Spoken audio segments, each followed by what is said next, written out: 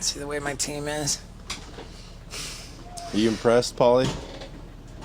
I'm just nervous. I'm just nervous the van's gonna take off. I'm gonna wind up in fucking Barstow or some shit, and my car's. Nah, dude. That'd No be fucking kidnappings. funny, dude. What? Yeah, no kidnappings, bro. Yeah. Not you, dude. This is it. This is like I do a thing with Jam in the Van. Yeah. Do you know Jam in the Van? I don't know Jam in the Really? Van, but Is that here we Eddie go. If? No, that's not. No. No. It's the yes. I No, know. Jam in the Van. They have a van, and then bands play in there, and they jam, and Got it's it. dope. Cool. It's dope. Yeah. So it's just music. All right. But, Here, yeah. here we go. We're going to start it like this. Ladies and gentlemen, Pauly Shore. Yeah, dude. Good to see you, brother. Dude, this is like we almost X out each other. There's a lot of dude here. Yeah, there's a lot of dude, man. You know what I A mean? little bit of bro. What? Some dude bros. A lot of Yeah. dude with some pretty heavy bro sprinkled on top. Fuck. It's like Tommy Lee and Sebastian Bach. Ooh. You know what I mean? That's very insulting to Tommy Lee. I say that because I'm biased. I'm a major crew head. I love Tommy Lee. I'm going to be protective of Tommy Lee until the end. That's good. I just took mushrooms, so I'm going to do my whole thing like this. Is that cool? Cool with me, Because man. I moved to Vegas, and now I can be who I'm self, which is a druggie. Yeah, nice. You know what I mean? It's acceptable out here. Nice. LA, I can't be a druggie. People are like, all like, yo, you can smoke weed, but out here I could do acid. You know, I can drop mushrooms. Dude, I had you know, a dream. it's Tuesday afternoon at 2:00, and after this, I'm going to Fremont Street, bro. I'm gonna pop lock. I have a circle down there. I have a little black midget with no arms and no legs.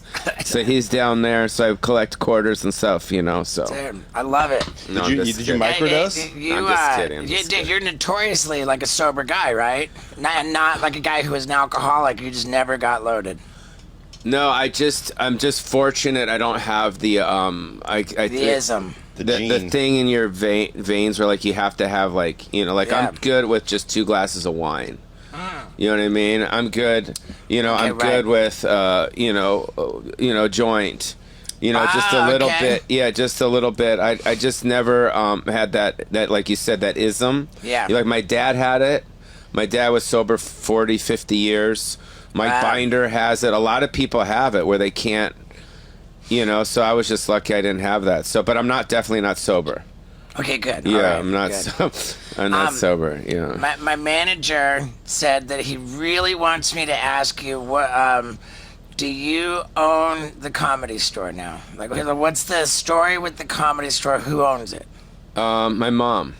Okay. All right. My mom owns it. Yeah. Right. Well, we know that your mom, Mitzi, Yes. and I'm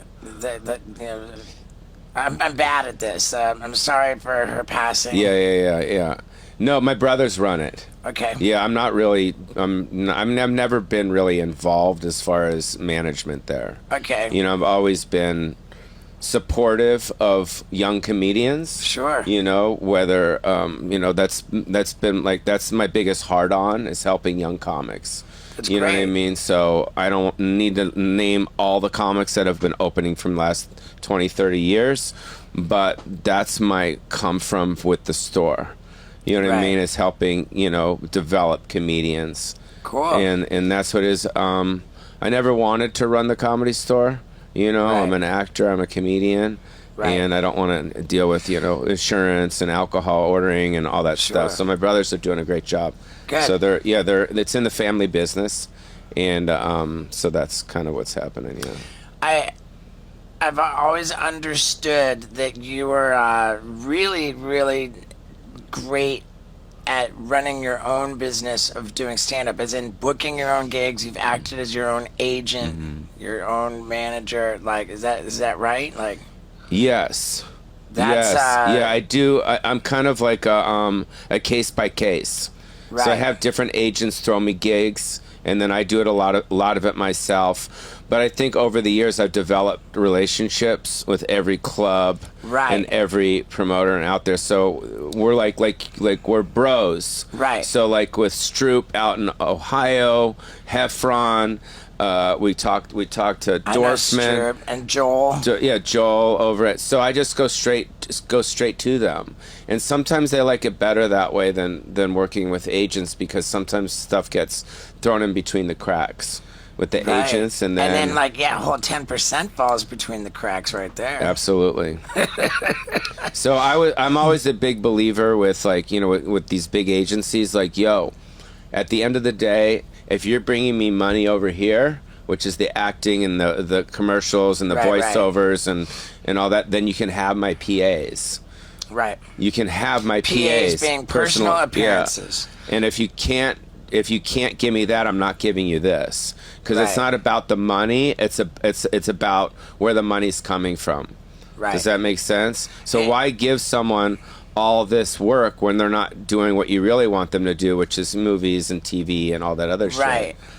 So I Right. just, you know, I Hey. carved it out myself, and you just kind of, what you do is you just kind of say, yo, I want the same deal as we did 3 years ago, and they're like, great, and it's done. And I work with you know, the guys over Hyenas, Randy Okay.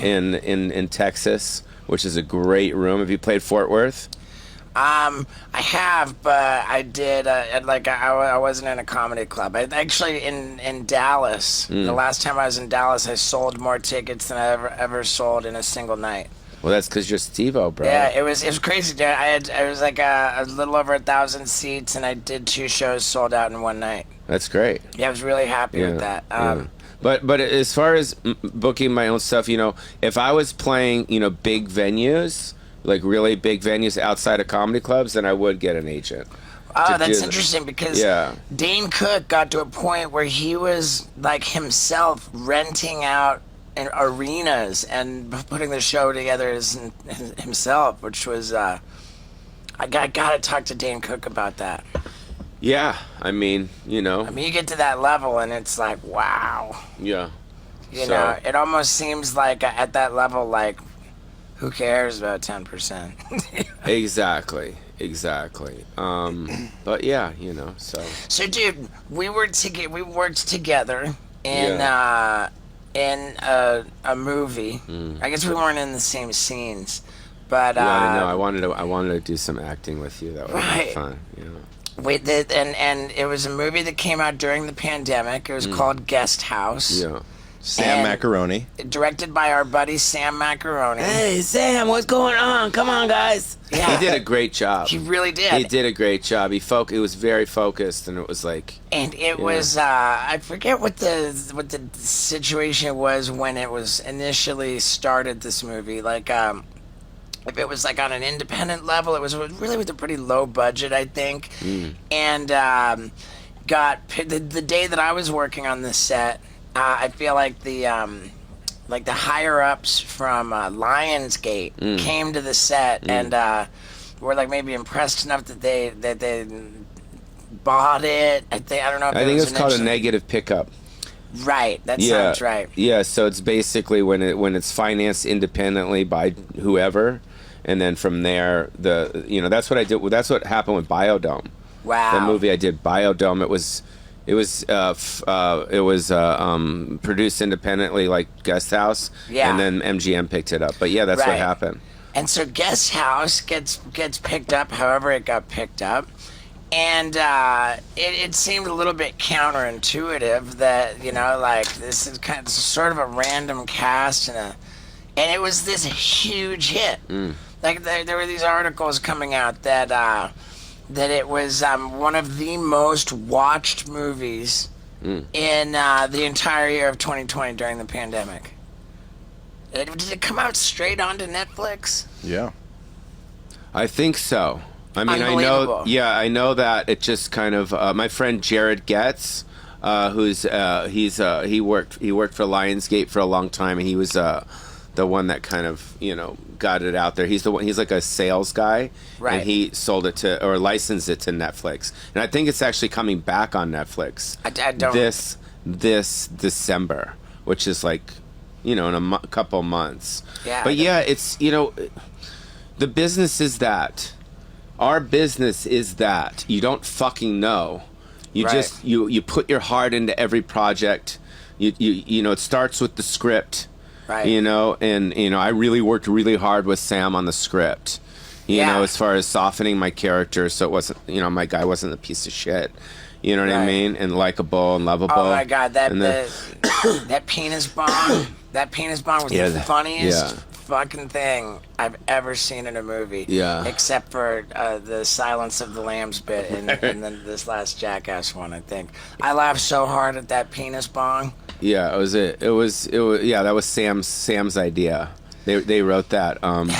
But yeah, it just everything lined up. It did. Everything lined up. Sam was so great to work with, and he trusted me. I trusted him. Right. He brought in cast members. I brought in cast members. A lot of people did favors for that movie. Yeah. And you got Bobby Lee in it, and you got Eric Griffin in it, and Punky Johnson from SNL. Mm-hmm. Now she's on SNL. You're in it. Billy Zane's in it. Right. And it's just a really fun, and it's the first R-rated comedy I've ever done. Oh, all wow. my movies have not been R-rated. So for me, it was like, doing coke on camera. I'm like, I got really like, my anxiety went up because I'm like, dude. And then I thought of Scarface, and I'm like, well, that's not real coke. Right. And I'm playing this role. I would believe that you've never done coke. That's true. Yeah. Yeah, exactly. And but you just kind of going there as an actor and going there as the character, was a little bit risque for me because that was more my stand-up. But it worked out great. We softened the character, and it worked really well, and I was really, really happy with it. I bet. Yeah. And just how well it did. It was timing. That's what I was saying. Like in the business, it's not just about the movie, but it's about the timing. Right. So the pandemic actually helped us. Yeah, big time. You've been just relentlessly performing stand-up without ever stopping for how many years now? Over 30, 35 years, yeah. Yeah. And it's because I love it. For sure. Yeah, I love it. And because, in my personal life, I mean, everyone in my life has been, it's almost like, what's the word? Decimated. Decimated, Decimated is reduced by 10%. Okay, so what does it mean when they're gone? Deceased. Okay, deceased. Yeah, Everyone. You're saying the right word, decimate. Like, this guy gets decimated online, but Steve pointed out what happened, but deci, the root word of deci means by 10. So, like, technically everybody that's using it is using it wrong. It's a word that people use for they were devastated. No, people are like, oh, dude, like, he gets owned, like, decimated. Like, well, yeah. So what happens if your family gets hit by a bus and everyone gets taken out or a car? Decimated. They are now deceased. Okay, but, like, destroyed or fucking wiped off the, So, to answer your question, everyone in my life has been gone. I don't really. Yeah, everyone. I'm by myself. My parents, my sister died. Everyone. Man. Yeah, and so I feel that I'm by myself in this world, and I'm not married, and I don't have kids. I have a beautiful dog. It's pretty amazing that you've managed to not have kids. Yes. And I have a beautiful dog, and I have beautiful friends. So this back to the original question that you asked me. I get a lot of authentic love from my fans, and I really truly love when they come up to me, all through Vegas, wherever I'm at. Oh my God, da da da. You get it too. Right. I mean, some people. Bobby Lee fucking hates it. Like I was with him and Nick Schwartz and we did a show in Edmonton. And he's like, because Bobby Lee's really famous now, and it's not easy for him. And for me, I open my heart. Yeah. You know what I mean? And I feel what they felt because what I've done for some people has really affected them. And so I get that personal, I get that feeling of love, and that's part of the reason why I continue to do my stand-up. Besides, when I'm on stage, it's a stress reliever. Wow. It's a stress reliever. I'm more comfortable on stage than I am, like, just in that. So there's a reason why I've been touring for 35 years. I love it. And I've actually, Mike Binder just opened for me. He's, Mike Binder? I don't. So Mike Binder directed the Comedy Store documentary. Yeah, the 5-part documentary. And he's a great comic. He started at the store at 19 years old. He did stand-up from 19 to 30, and then he stopped, and he just started directing a lot of fucking movies. Wow. And he directed Bill Burr's last 2 Netflix specials. Paper Tiger and then Live at Red Rocks. Yeah, so he directed those, and he's opening for me now, and he was just like, he's got a great website called Comedy World where he talks about, everyone, and talks about Dane Cook and blah blah blah, but he just did a really nice piece about how I have just been out there, and I've become my father. I've literally become my father. My stand-up is, I feel like when I'm on stage, like I'm my dad, because my dad was a great comic, like a really good comic. Like a lot of people don't know. Do you know anything about my father? I don't. Yeah, so my dad opened for Elvis for 10 years. Wow. Toured with Elvis. So is he in that movie? Yes, he is. His name's on the billboard. Okay. So if you see the Elvis sign, it says Sammy Shore underneath it. Yeah. So my dad's he's the one who started it. And so he, toured with Sinatra and Sammy Davis and Tony Bennett and Tony Orlando and Bob Hope, and he's got a book out called The Warm Up, which is, warming up for all these, Barbra Streisand. He did the Ed Sullivan Show. So a lot of people don't know that my father. Yeah. At that time, was it usual to have a comedian open for a musical act? It wasn't. Yeah. It wasn't. But what happened was my dad was opening for Tom Jones here in Las Vegas, and Elvis Presley was in the audience. So Elvis saw my dad open for Tom Jones, and after the show, came backstage and said, "Sammy, you're really funny. We want to go on tour." So then my dad went on tour with Elvis. He played the Forum and went all over. Wow. So I'm kind of, because I'm 54 now, and my dad, that's when he was, popping, and so I feel like I'm my father right now on stage, which is cool. It's great. You know what I mean? So my dad was very special. Yeah, he died at 92. Wow. So he lived a long life. But yeah, I miss my family. I miss my mom and dad like tremendously, because I was really close with both of my parents.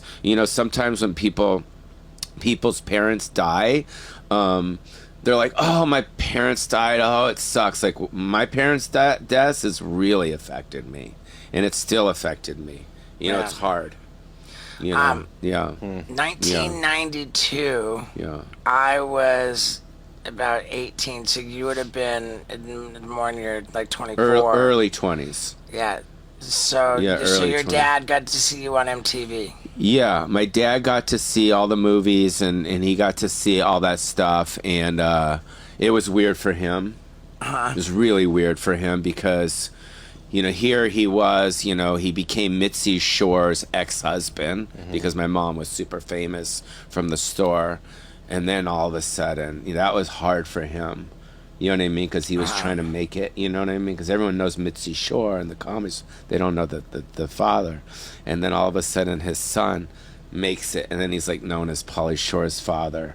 But it was hard for him and really jealous. And, there was that thing. But then he became really proud and he kind of got over it. And then he opened for me for 25 years. So, yeah, he opened on tour for me for 25 years. It was my mom's idea. My mom, and which was weird because my mom hated my dad because he was a cheater and he was this and an alcoholic and all that shit. But towards the end of their lives, she was like, "You know what? I think it would be good for him to open for you." And I was like, "Really? You fucking hate the guy." And so he opened for me. Yeah, it was beautiful. I'm doing the math, and it doesn't seem to add up that there were 25 years for him to open for you. It started, well, he died in 2019. He died in 2019, so he was opening for me up until he was 87. Oh. So, yeah, opened up so he was 87. The last gig I did with him was in Portland, Oregon, when he was like 87. So he started opening for me like in the late 90s. Just going out. So that's late 90s to 2015 or whatever. It's weird because typically, especially if you're in a comedy club, the feature... you might have an MC do like 5 or 10 minutes. You have feature, you might do 15 or 20 minutes, and then the headliner will do like 45 minutes to an hour. feature comics get like maybe $150 a show. But then if the feature comic is your dad, Yeah, I paid him more. yeah, I would imagine. Yeah, I paid him more. Yeah, of course. How much time did you give him? I gave him, 20, 25. Cool. But it was cool because, it worked. Because, like, he would come out and give me shit and start fucking with me and saying that, he stole it from me. And then I would come out after him and I'd say, now you guys know I'm so fucked up. You know what I mean? Because it made sense. Because a lot of people know, the people that are there, they know the movies or the TV shit and they don't know, like, the history. So when you have your actual dad... And it was kind of cool because, like, I'm going, like, yo, this is really my dad. This isn't, like, some fucking old guy that I just, like, am pretending that's my dad. Yeah, so, yeah, it was cool, And Jeff Ross was always like, you don't know how lucky you are, to have your father. He always said that to me, like, I wish I had my father, with me, So, it's a day-by-day thing for me, It's kind of like... emotionally with my family, yeah. And you said that your mom was super famous with the Comedy Store, and now, like, the Comedy Store has become like more iconic than ever. I think the Joe Rogan's love of the Comedy Store had a lot to do with that. Like, he's got such a platform, and he would just say so much about the Comedy Store. Then the 5-part documentary that you were talking about. Plus, on Showtime, they had a fictional scripted story which was totally based on the Comedy Store. It's like all of and your mom got to see that, like. Right, she got to see these things. Well, she started it with my father. Yeah. She got to see the stuff. She got to not see really. No, not really. No, she kind of checked out when she started getting sick. Okay. You know what I mean? And when she was sick, the club wasn't really doing that well. It was kind of, it's just one of those. It's everybody's home. Right. I don't know what else to say. It's it's everybody's home, so it's kind of like home base, right. in the history there, and then you got all the people that have the history there. But yes, it's doing well now, but unfortunately there isn't a Mitzi Shore there. Right. You know what I mean? Someone that there's great talent bookers there, and they're all doing a fantastic job, but it's just not my mom. You know what I mean? Because my mom had that touch where she would really, develop you. And I do that with a lot of the comics. I love helping comics. I'll give them pointers and bring them on the road and say this and that. And a lot of the guys that have opened for me, because they've opened for me and I've given those years and years of stage time, they're so much better. Like Jesus Trejo. Yeah, I love him. Yeah, he was terrible when he first started with me. He was doing only 10 minutes and and then he worked with me for 8 years. He opened and he's just like a beast now, and you can just go down the list. Bobby Lee and everyone, and who? You say Ari Manis? Did you ever work with Ari? Yeah, Ari. Yeah, of course. Ari's opened for me. Ari Shafir opened for me. Steve Renazizi opened for me. Ari, Bobby Lee opened for me for 10 years. Wow. When he wasn't, you know what I mean? So I think it's important rhythmically for a comedian to work the road and the store equally. Okay. Because the styles are completely different. But the store is a different room. It's a style. It's the cadence. Right? Like, it's hard to get a laugh at the store. Like, you gotta... Yeah. Even, like, at Skankfest, I went on stage. I'm sure you did the shows. Yeah. They're not there to see us. Right. They're there just to see the show. So as a stand-up, you kind of, you go, oh, it's different. That's the dynamic. Yeah, because when you're on stage here, you can be you here at the Virgin, but there, it's like, it's just like the store or Skankfest. They're not there to see us. Right. They're there to see it. So rhythmically, you have to shift on stage for that particular audience, and you have to kind of maneuver. And if you're good enough, I was talking to Eric Griffin about this as well, is you'll figure it out, Right. Yeah. It's really interesting you make that point, because doing stand-up like clearly when I'm on tour, it's my show. People are there to see me. Yeah. And I would be so intimidated because I came into stand up from another area, and that's always like it's a blessing that I come into stand up and I already have a built-in audience, but it's a curse that I'm not known for stand up and there's like some pushback and some, like it's like people don't connect me to stand up. So I would be so intimidated to go do local spots in LA. I would be like, you know, especially to work out new material. It's like, wait a second, like new material that's not like really ready, and like I'm so insecure. Like in LA, it's not my show. People aren't there to see me. There's important like people in the audience, like industry people, like other comedians. It's so much more pressure, and that went away. You know, that went away. Now when I'm putting together a new show, like chunk by chunk, I work out the chunks in like 10-minute sets at the store, at the Laugh Factory, at the Improv. Well, you know, that's what's happened. You know, I was on, what's his name, Wolf, the guy with the tattoos all over his face? Jason Ellis. Yeah, it was Wolf. Isn't his nickname Wolf? Yeah, Hawk and the Wolf. Yeah. So I was talking about you actually Right. on his podcast yesterday. I was also talking about Tom Green. Because you three guys are very similar. Right. So for the audience listening is that these guys, Tom Green, you, and Wolf, I call him Wolf, started late in the game, you know? And you know, I said, hey, you know what, if you love it, then you'll be all right. It doesn't matter where you start. You know what I mean? Because at the end of the day, the stand-up is something that's inside of you. You're like, you know what I mean? If you love it, you're not doing it just for the money. You're not doing it, you know, just for the check. And you're doing it because, I got to talk about my chick. I got to talk about this stuff. So for you guys, like Tom Green, same thing.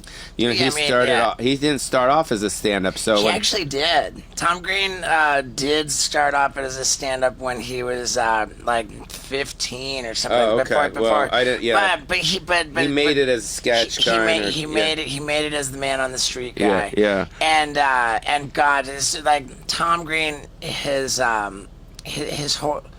I've encouraged him over the years. I'm like, Tom, people love like all the stuff you did on the Tom Green Show on MTV, all those like crazy gags, like the man on the street stuff that you did, and he just wants to leave that in his past. I'm like, man, embrace it, mix it all together, like give him, you know, and he really wants to not do that stuff that he broke out with on MTV, and he wants to do pure stand-up, and he loves it so much. Tom Green like cares so much about doing stand-up comedy.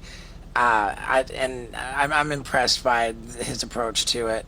And for me, I'm just such a rabid attention whore. I've got to be the center of attention. Like, I've just got to. And like, it's just so built into me that I've got to be up there doing it. Well, I know your name's on your bus in front with this face. This face is up. Hard to miss over here. Jesus Christ. Yeah, I mean, you must have fucking people, even because you guys were in a bus and everything is Steve-O. So when you're driving down the street, people are fucking Steve, right? They're honking. I mean, like, that's it's crazy. It's, how does that work with your relationship? You're married, or I'm engaged. You're engaged. I wear a ring out of respect for my fiance. Cool. And then how does it work with, because I've had a very difficult time in that kind of romantic that thing, because I was talking to Wolf as well, is like he's got his wife, because all of us are very similar. I don't want to use the word narcissistic because that's not a right word, but we're like, all about. But everyone in the business, we're in the business of us. Correct. So how does that work with your girl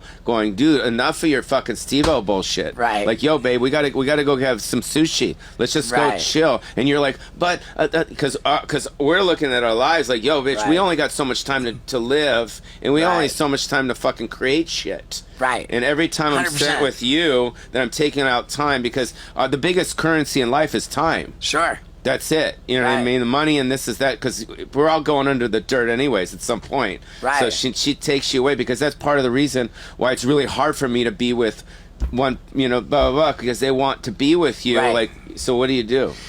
My girl works in the entertainment industry as a set designer, a stylist, you know, like wardrobe specialist. So she's kind of in the mix. She's very candid about, you know, it's kind of tough. Like I've always, you know, like I'm a hot chick, you know, like she said she had a really tasteful and you know, appropriate way to say that she's been used to getting attention all of her life, and that it's very jarring to now be in a relationship where all the attention comes to me. And welcome to being a dude. she had a really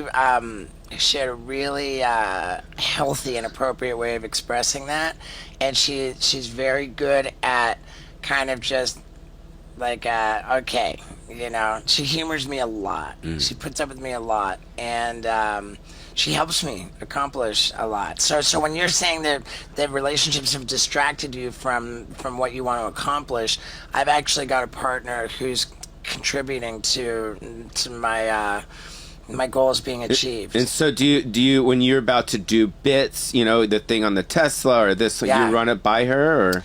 Yeah, she didn't love the Tesla thing. Yeah. She didn't love the Tesla thing because she knew that in a matter of 24 hours that I was going to be assembling a frame to hold a car.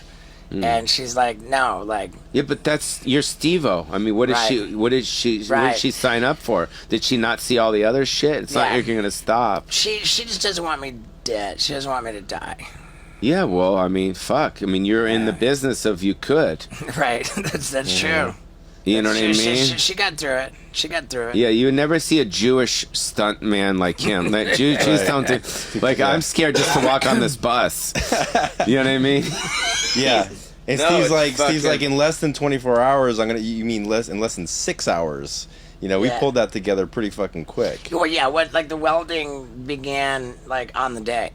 You know? Well, at 3 o'clock in the afternoon, we get a text from Steve saying, "Can you reach out to construction companies to get a crane built?" And we're like, they all close at 5. And then there's like the red tape with insurance, and so it was like, let's get a crane so we can do it ourselves. And then all of a sudden, Steve was at a Tesla place, found the guy to do it, and that, like, by 3 hours later, everybody's on their way down to Vegas, and everybody's building that. So it's like, yeah, it's really pretty cool, man. That like the more crazy stuff I do, the more crazy stuff I'm able to do. Yeah, People want to help me. So talk to him about your voice. Okay, I made a video your voice. about it. Yeah, well, no, but because you remember Wolfman Jack.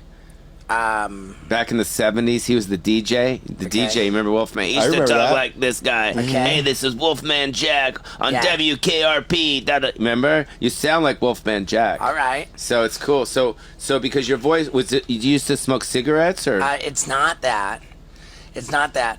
And I've gone back and forth about being like insecure about it, and proud of like it being very distinctive and trademark.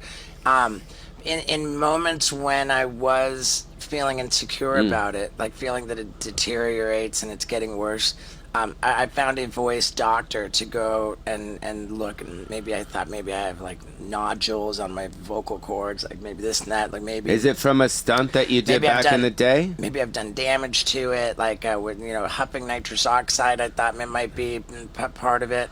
The voice doctor put a camera up, and he said that I'm using like the muscles above my vocal cords, which is making this, you know, weird thing. And I was like, wow, doc, like you're telling me after everything I've been through, I just suck at talking. And it's that simple. Did you get a second opinion? I got a vocal coach who served as a second opinion and tried to teach me to speak correctly. And he said the same thing? Yeah, I think so. So, because I've known you for a long time. I mean, not known you, but I've known of you for a long time, and I would see you on different things, but you never used to talk like that. Oh, okay. Did you? I mean, in the last 5 years? Looking back at old maybe footage. 20 years ago, I'm talking about. I mean, you've been around for a while, so... Looking back at old footage, I think you always sound. I mean, I can't tell. Yes, you've always had that iconic voice. I mean, I remember running into you 20 years ago. And, How long have you guys known each other for? Like 9 years. We've been working together for 9 years. Awesome. Yeah, but you would watch him just like I would watch him. But his voice wasn't like it was a little. It was, but it's not Yeah, a I think it cigarette kinda thing. Nah, it's not a cigarette thing. Oh wow, because Vegas they call it Vegas throat. Oh, I how don't know if about you ever that? heard of that.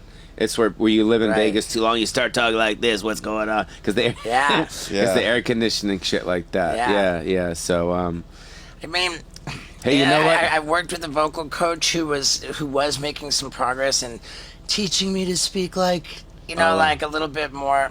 And he was having me to, and I just don't fucking. I didn't. And as long as it doesn't hurt, It didn't. I mean, it'll hurt. you drink hot tea and some honey and stuff. Not really worried about. No, it. Oh, you know what might be good is gargling. My girl loves it. She says, "Don't fucking change it." When I was working with the vocal coach, my girl, She wasn't happy. she said, "Fucking, this is bullshit." You can also gargle with warm salt water. right. Okay. That's pretty good. you can also gargle these nuts if you want. Whoa, bro. Just kidding. yeah, dude. Now I saw you perform at the Comedy Store 12 years ago. I think it was 2010, and in your set. I still have the same set. Really? Same jokes. No, I'm just kidding. In the set, you were talking about your huge movies, and the one that you did with Brendan Fraser. And it was very self-deprecating what you were doing. You were talking about how you when you made this movie, would there be an Encino Man with Brendan Fraser? You made that movie. You were the star of the movie. And that after that, you were describing how Brendan Fraser's career just from that point went crazy, Yeah. and you were kind of putting yourself down as he was the one who really went skyrocketing, and I remember thinking to myself, why is Pauly up there bashing himself like this, describing himself as the guy whose career went downhill while Brendan Fraser's went so up, and now 12 years later, it would seem that those courses have reversed. You've got The Guest House, one of the most watched movies of 2020. There's a resurgence in Pauly Shore. The stand-up is still going, and Yeah, I don't know. I like self-deprecating humor. yeah. So I like making fun of myself. I like playing the Right. victim. Right, I think okay. Pauly Shore's Dead was a great example of that. I don't know. I'm very aware of my surroundings. I'm Right. very aware of the fact that I'm not starring in movies. I did star in a movie, but I'm not starring in. You know what I mean? Right, I mean, right. I'm working all the time, but it wasn't like it was. You know Right. what I mean? And I'm aware of that, so I like to make fun of it in a way. I mean, dude, you were Yeah. when you started on MTV, you were 19.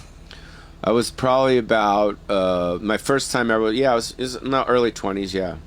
Yeah. So what year would it have been when you were first on MTV? Early 90s. Yeah. So my run on there was 90 to 97, around there. Wow. Yeah. And that was just Well, it was insane. I mean, it was I say that I have it's like Willy Wonka. You know what I Right. mean? Like I got the golden ticket. I was in my 20s. I was starring in movies. I was on MTV, HBO specials, It was comedy the- albums. MTV led to the movies. Yes. Yeah. Yeah, it was big. It was big. It was so big that it had to stop, in a way. Right. But I was also, and I've said this to people, sometimes I make decisions emotionally and not with my head. So what happened was, and I talk about this in my one-man show. I have a one-man show that's doing really well right now, In Vegas. all over. Okay. Yeah, we just got into the New York Comedy Film Festival. That's going to be another month or so. But when things when my sitcom didn't get picked up, and I was transitioning from a boy to a man, or at the time I was 30, I was just I just wanted to get rid of everyone in my life. meaning managers and agents and all that stuff, and kind of just go away. And then when I try to get representation, a year or two later, everyone was like this. Right. They weren't into it. So then that's when I went to therapy, and then I was able to laugh at kind of what I went through, and that's when I did Pauly Shore's Dead, which to me is the best thing I've ever done. If you haven't seen Pauly Shore's Dead, it's fucking like it's very dark and it's very funny, but it appeals to people that don't like me, and it appeals to people that like me, but everyone's in it. And it's how do we see that? It's just everywhere. It's on I don't know. It's I guess it's just on, if you go on Amazon or YouTube or wherever it's at, but everyone's in it, from Dr. Dre to Sean Penn to Whoopi Goldberg to, I mean, there's like Eminem, everyone is in it. But it's Britney Spears. It's just like it's basically the premise is I fake my death to become famous again, and then I wind up becoming that people find out that I'm not dead, and then they want me dead, and then I wind up in jail with like Tommy Lee. So Tommy Lee's in jail with me. So it's a movie? Yeah, it's a mockumentary. Wow. Carrot Top moves into my house, but it's all played very real, and it's not played goofy. When did this come out? It came out in 2003. Damn. Yeah, and it's cool. Vince Vaughn's in it, and Tommy Lee, Britney Spears in 2003. Yeah, Britney Spears is in it because Larry Rudolph was hooked me up. What was the production company for that? I produced it, I directed, I wrote it, I paid for it, I did it all myself. And then 20th Century Fox picked it up. Wow. But it's to me it's the best. It's dark. And fucking I'm in solitary confinement, and fucking Adam Sandler's voice comes in. He's like, Weasel, da da da da da, and I start crying, shit. and I got fucking the ghost of Sam Kinison appears. It's fucking gnarly, dude. Like, it's a gnarly film. Man, and then I'm always like trying to figure out something epic to watch while I'm on this bus. Yeah, well, I just said Ben Stiller's in it, but it's all played real. So when you watch it, you're like, "Fuck, did he die?" Like, man, that's so. And I did it's it. so incredible to me. Yeah. And presumably you just had like all these people were fans of you, or you had relationships with them. They were. Just did it as favors. Yeah, they kind of. It's like once I got Sean Penn in it, I was able to like It just felt like dominoes. It was dominoes after that. Like How'd you get Sean Penn in? I've known him for years. Sean Penn, I've known for since we first started back in the day. He said something to me one night that really kind of landed with me. So we were at the Chateau Marmont, and I have some great Sean Penn stories. I bet. Yeah, really I've got cool. somebody I can't tell them. Right. Yeah. I bet you got a lot you can't tell. Yeah. So we were at the Chateau Marmont. We were going up to his suite, and we were walking with a couple girls or whatever. And Sean Penn turns around, and he looks at me, and he goes, "I don't know what it is about you." He goes, "But you make me laugh." And I'm like, "Huh?" He goes, "Your shit's universal, dude. You're fucking, just so you know, I think you're hilarious." Yeah. And I was like, you know what I mean? And this is Sean Penn. Yeah. And then we continue walking, da-da-da. So I remembered that, so I called him on it. So when I pitched him the idea, I said, "Yo, I'm doing Pauly Shore's Dead, da-da-da-da-da." I told him the premise, and he's like, "I'll do it, no problem." So I flew with my friend Kirk Fox. You know Kirk, the comedian? Sure. Yeah. So he's in the scene with Sean Penn, and we flew up to San Francisco, and we just shot it. And then I fucking got that tape, and it was just like, as an independent filmmaker, you're like, fuck, I got Sean Penn. And then I actually did a documentary called Once I Got Sean Penn about the making of Pauly Shore's Dead. Wow. Which is, and then Mini-Me's in it, fucking Vern's in it. Yeah. Like, he plays my neighbor. I almost run him over. It's like nonstop. Kato Kalin's in it. He's got a comb over and shit, because he was famous for his hair. Sure. But yeah, Pauly Shore's Dead is like, that to me was Pauly Shore's Dead was the beginning part of the second part of my career. Okay. So, because once stuff slowed down, then I started producing my own stuff, and I've done so many things by myself. With all of those people in it. Yeah. Like, what was the budget that you made it for? I think it's like $800,000. Oh wow. Okay, Yeah. so that's not Yeah, minor. I spent some money. And then, like, did you like triple it to like? No, we kind of broke even, maybe a little bit more. Well, okay. But it was cool. It was cool.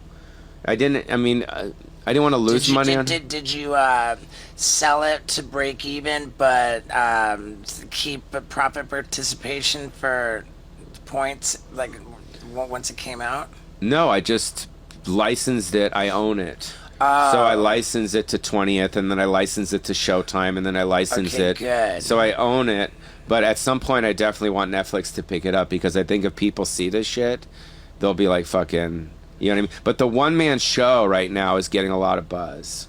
So I Okay. have a one-man show. It's called Stick with the Dancing, and it's stories of my childhood, because that's what my mom said to me when she when I first showcased for my mom, Mitzi Shore, the owner of the store. I did the jokes that the other comedians wrote for me. You know, when I first started, I was 19 years old, and I ended with pop locking. I'm a pretty good pop locker. Okay. And then after, I said to my mom, I said, "How did I do?" And she said, "Stick with the dancing." You know what I mean? Right. Okay. So that's the name of the one man show. So it's cool. It's stories of my childhood, and Alright. it's all the stuff about, you know, growing up in Beverly Hills or at the store, the MTV days, or Right. my sister dating Filthy McNasty. There's all this like personal shit. Back in the day, there was the Viper Room. Sure. Yeah, well, years before that, in the 70s, there was a place called Filthy McNasty's. Okay. So the owner was a guy named Filthy McNasty. So he dated my sister. So he would pick her up on dates in a hearse with flames on the side. Wow. So I talk about so many inside things. So everyone is freaking out over this. So I got Radical Media's producing it, and Birlstein's my managers, they're behind it. And Sandler's company, saw it. So I'm developing a show based off of my Happy childhood. Gilmore? Happy Madison. Oh yeah. Yeah. So Is this what you're taking over the residency of Carrot Top with? Yeah, Carrot Top was telling us that he had friends saying, "Dude, Paulie did like 30 minutes of his show talking about Taking you and how he's gonna take over your show," and and he was bashing you and Carrot Top seemed to be under the impression that a lot of people didn't understand you were joking. I'm a That- good actor.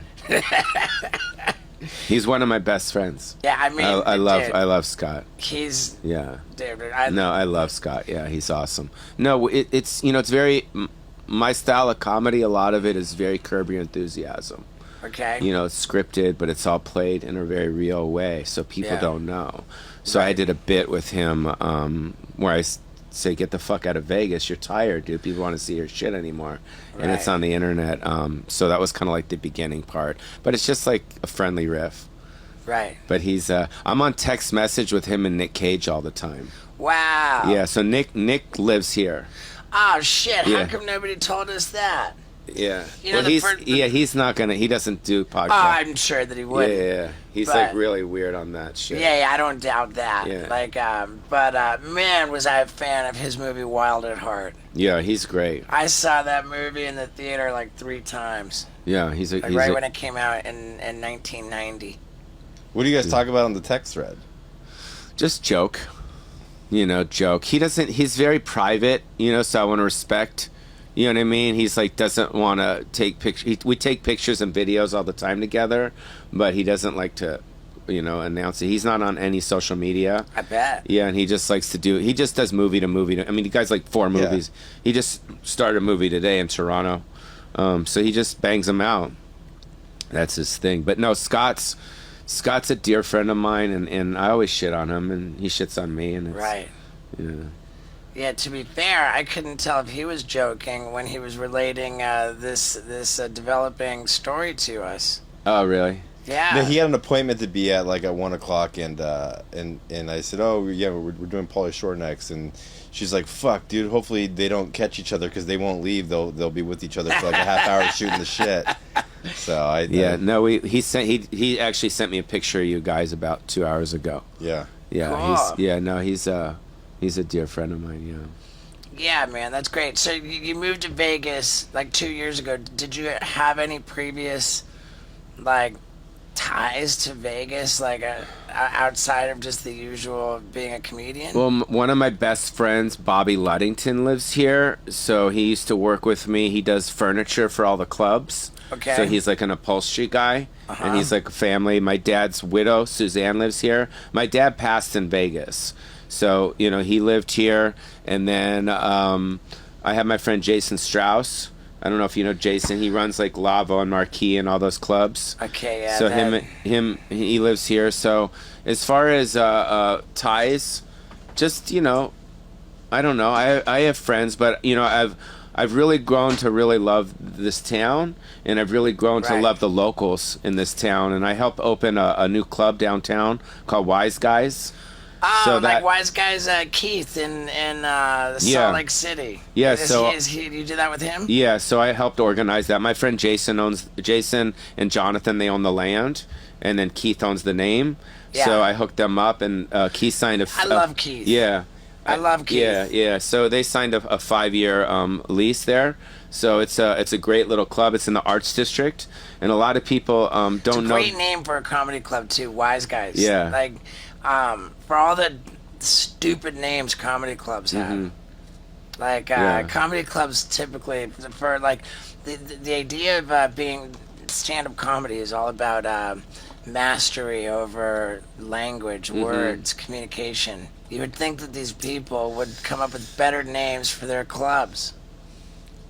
Yeah. So yeah, Wise I know. Guys is great. Yeah, Wise Guys is cool. So that's here in the Arts District, and but Vegas is cool. There's a lot of really cool local places. There's a place called Esther's Kitchen, which is great food. It's all I'm familiar with that, I think. Yeah. Is that It's in the a Arts District. vegetarian? No, but they have no. everything. They have vegan Okay. stuff, and then there's another place called Sparrow and Wolf that's really great. And there's a lot of great little places off the strip. A lot of great bars. There's Right. I don't know. There's there's a great little community, but How does or Nevada, I suppose, like are they like Texas with like no state income tax? Is it like Yeah.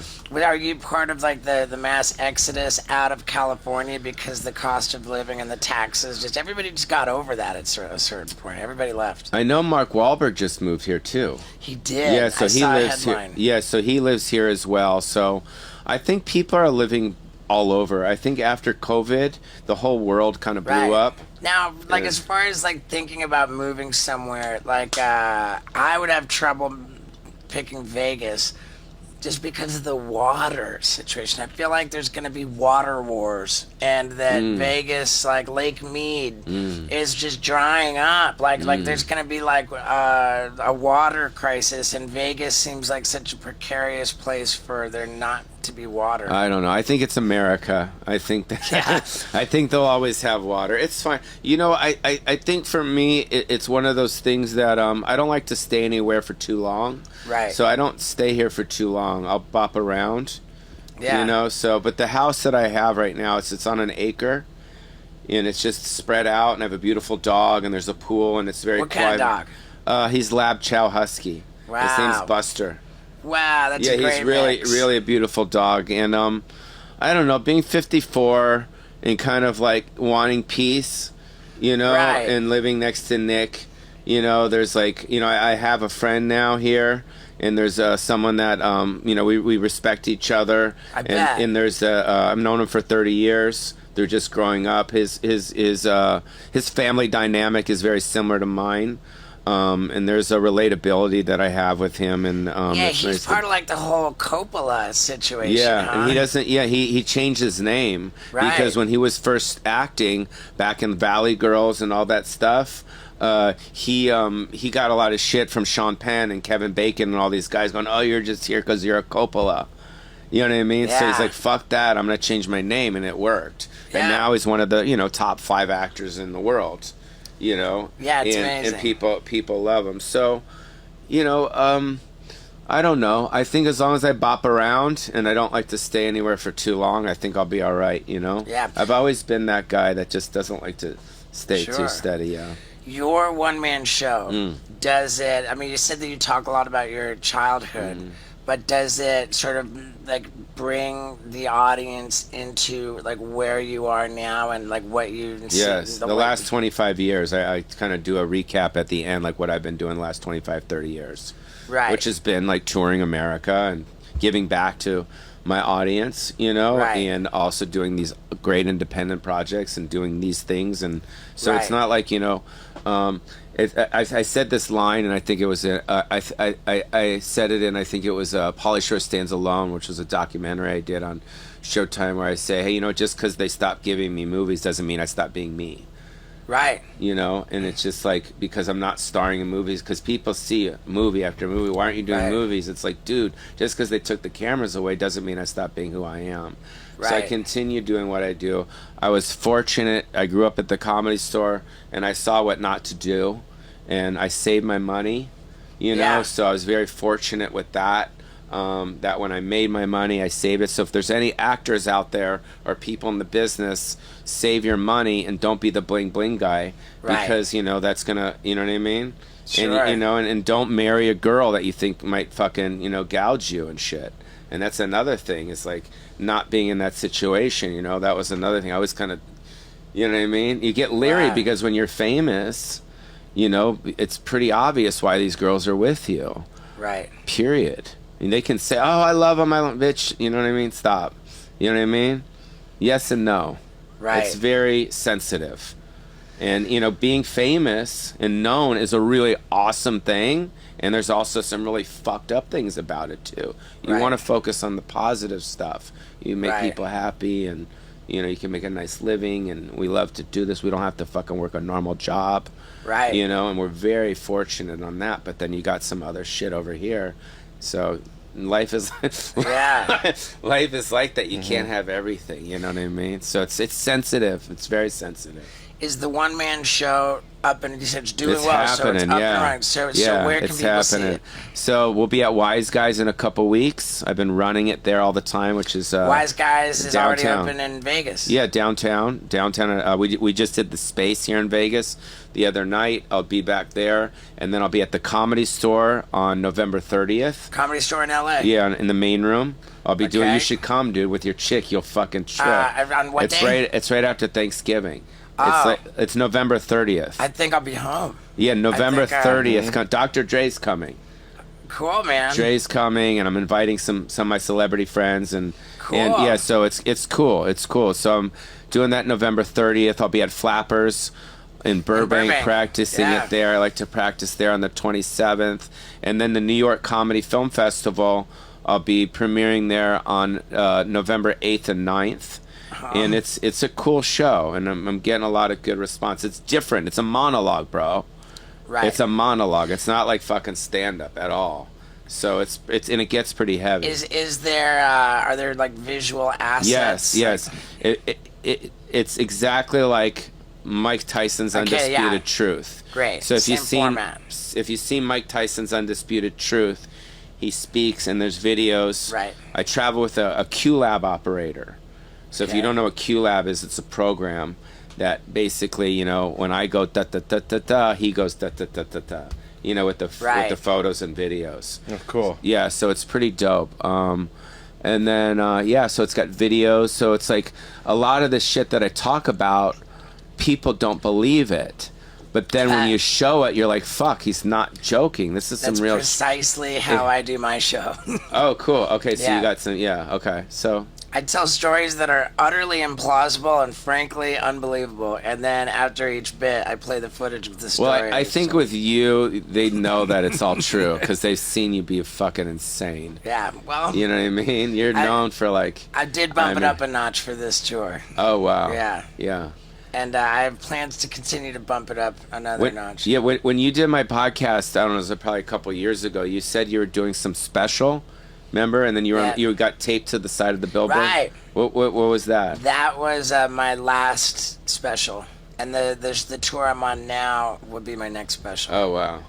Yeah, Yeah. and this tour is winding down, and yours is just revving up. You got the one-man show. Yeah, the one-man show. It's called Stick with the Dancing.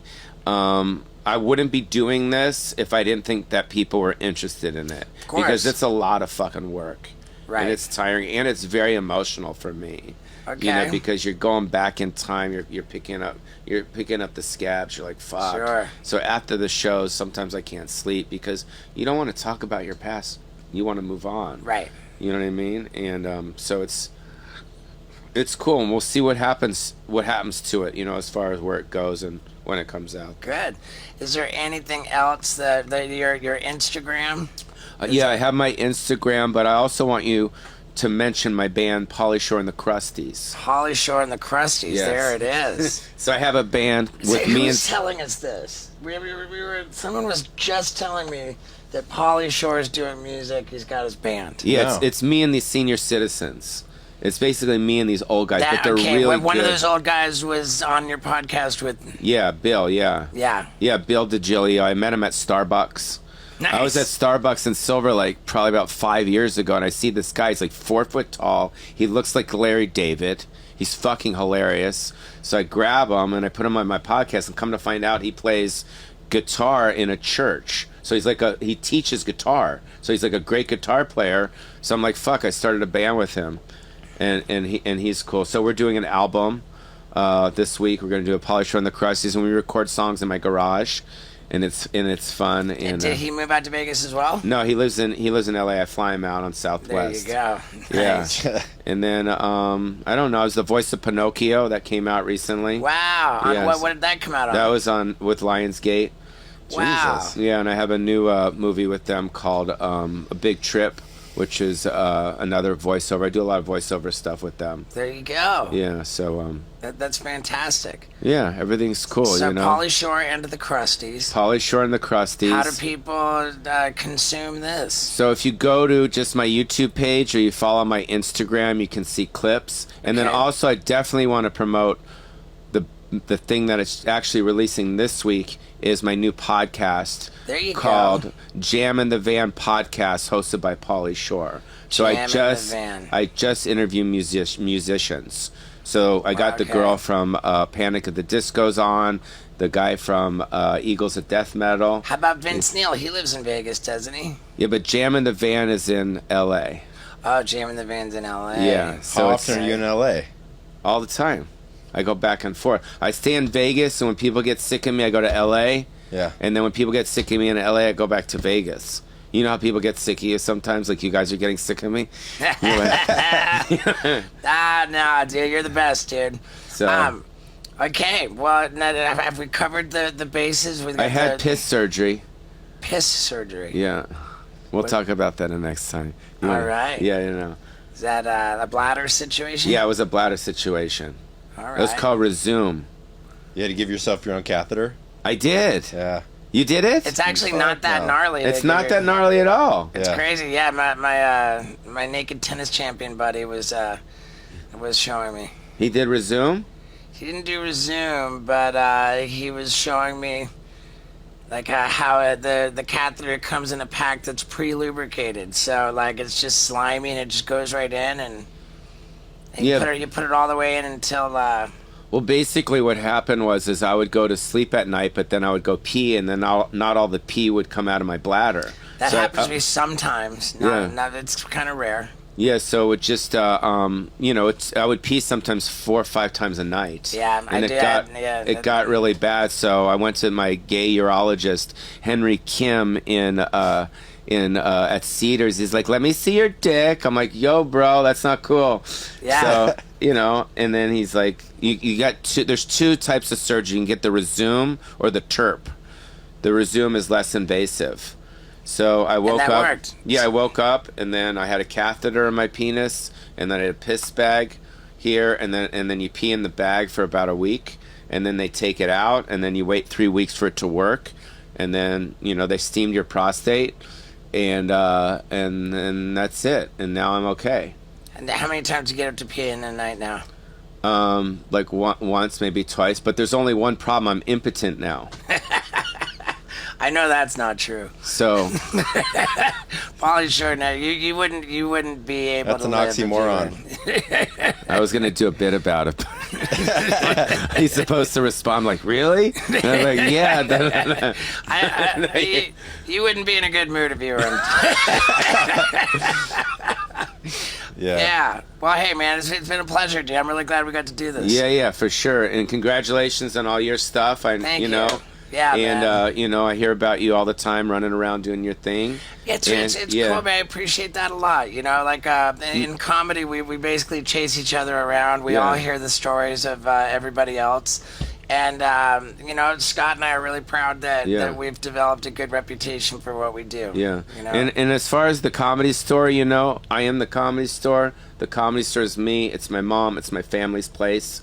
And my brothers are doing a great job. And, it's as long as the stages stay open and there's the, the development thing. And I think the Comedy Store will be there longer than all of us.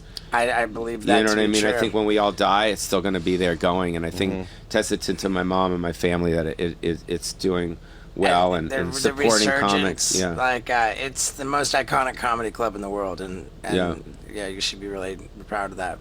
Yep. All right, brother. All right. Hey, man. Great to see Later, you. dudes. Later, Peace dudes. out. And fuck Carrot Top. There you have it, Pauly Shore, ladies and gentlemen. Was that not the perfect mix of silly and goofy and funny, and as well as serious and entertaining and revealing? I was impressed. I was impressed by Pauly Shore, and I just think it's great. I think it's great that all of these comedians have been coming on the podcast and having such a great experience with yours truly, Steve-O. Yeah, dude. And I can't say it enough that the way that you guys are having a great experience, and I'm hearing about it on tour. You're coming up to me after my shows and saying, man, I'm street team. I love your podcast. I'm hearing it everywhere I go. People raving about how much they love the podcast. And it just means the world to me. So we're going to keep doing it, man. We're going to keep doing it. It's going to just maybe keep getting better and better. So thanks for sticking around to the end. I love you so much, and have a wonderful day. Yeah, dude. Ladies and gentlemen, Neil deGrasse Tyson. There it is. Was supposed to be applause or something? Yeah. If you're going to announce it that way, at least put in an applause track or something. The people are applauding at home. Oh, at home? Okay. Yeah. All right. Hey. we just always do that. I start to wonder too if it's politically incorrect to Yes. begin If by you have to saying, ask, it is. Just if your intuition leaves you wondering if it is politically incorrect, It is. the answer is yes. Okay, but go on. if it's wrong to say ladies and gentlemen. Yeah, I don't say that anymore, for example, in my public talks. Wow. Or when they introduce me, I just say, Humanoids. yeah, because why specify gender at all? You just all humans who are out there. So say, yeah. So when I'm okay. introduced, they have explicit instructions to say, instead of ladies and gentlemen, which has a ring to it, right? Yeah. A historical sort of legacy feel to it. It's just, please welcome to the stage Neil deGrasse Tyson. And anyone who hears that is going to be human and react. And so why specify? I like that, man. I think that I'm done saying ladies and gentlemen. You want to give this one another shot? No, I think that was fantastic. You just retired, ladies and Yeah. gentlemen. Yeah. I mean, why not? People of the universe. Thank you. Citizens of Earth. All right. I'm going to figure it out. I'm going to come up with it. But thank you for being here. It's a great honor. Sure. And I mean, Oh, by the way, just a thing about being specific. I remember as a kid looking at a bottle of Worcestershire sauce, right? And it's an odd sauce. Right? It's not ketchup. It's not mustard. What do you do with? I was a kid, and I read what you do with it, and it says it's good on fish, chops, steaks, soups, and things. Well, that's everything I'd be eating. So why are they listing everything I might be eating? Because you're having something for dinner, and you're going to see that in the list, and you're going to say, "Oh, this is just for me." Interesting. So then they're really talking to your needs in that Right. moment. They can't just say put it on everything, because then that's not specific enough. So I was learning how advertising tries to affect you.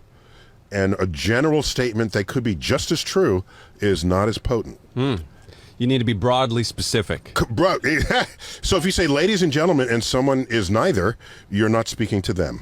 Right. But really, you want to speak to them. So proceed. right. Now, do you have to reverse engineer that philosophy to write people's horoscopes?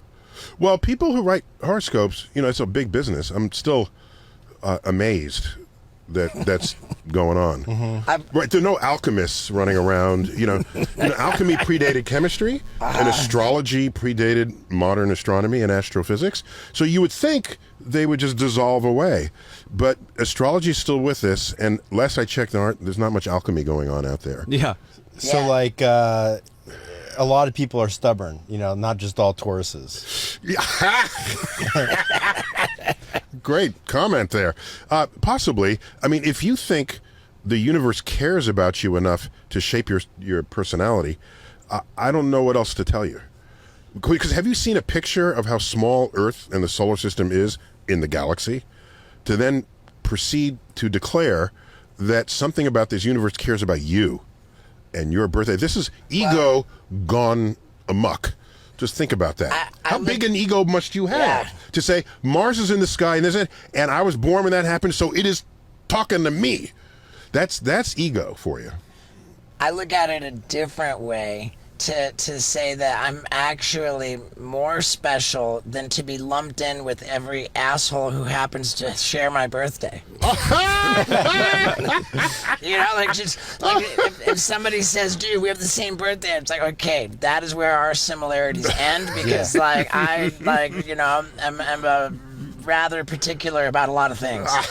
That's funny. What's is there anything at the heart of astrology that does make sense, right? Is it like based on gravity? People always say well, the moon affects the tides. Why wouldn't it affect your mood? Like, is where Mars is or where Jupiter is It's 100% affecting the bullshit. tides? But is at the heart of it, is there anything where it actually, Cut there's to something the chase. sensible? Are we fucked when Mercury is in retrograde? So here's the thing. Let me give an exposition on Mercury in retrograde just for a moment. Just take a moment, okay? If you believe you're in the center of the universe and you watch Mercury move against the background stars and then slow down, stop, and then start moving in the opposite direction, you're going to come up with a word for that because that's weird behavior. You're in the center and somehow it is not continuing its path around you. So you come up with the word retrograde. It's a word to describe what you see. Now, once we learn we are not in the center of the universe, the sun is in the center of the solar system, not we, and we orbit the sun, then this movement of Mercury becomes very obvious to understand. It's closer to the sun than us. It moves faster around the sun than we do. So sometimes you'll see it passing left to right as it comes in front of the sun, and then from right to left as it goes to the other side.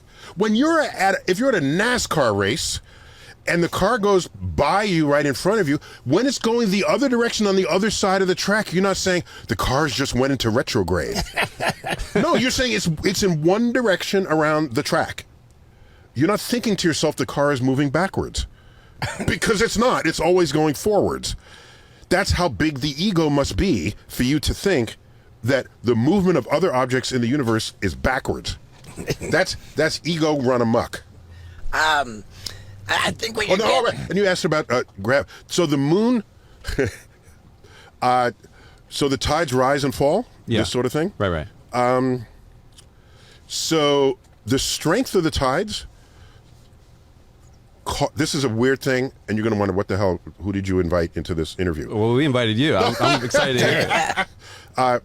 So the moon, the strength of the tides that the moon creates on Earth is basically the same no matter the time of day or day of month. Okay? What happens is the sun also creates tides. If the sun's tides add directly to the moon's tides, you get high tides. Okay. And when it's like at right angles to it, it tamps down the moon's high tides, and you get what they call neap tides. Okay? Because the tides are getting pulled sort of in both directions. Exactly. So, my point is, when you say, the full moon made extra high tides, no. It's because when you have a full moon, the sun's tides add directly to it. So when you say the moon the gravity from the moon is the same on you every day of the month. every day of the month. Doesn't matter what phase it is, at all. And so it's all about the sun, but nobody talks about it that way. Right. Because they want the moon to be the thing that's doing the thing, but it's not. Then why? It's a subtle but a very important point. But okay, so why when you go to like any of these beaches around here, high tide, low tide, it's 6 foot, minus.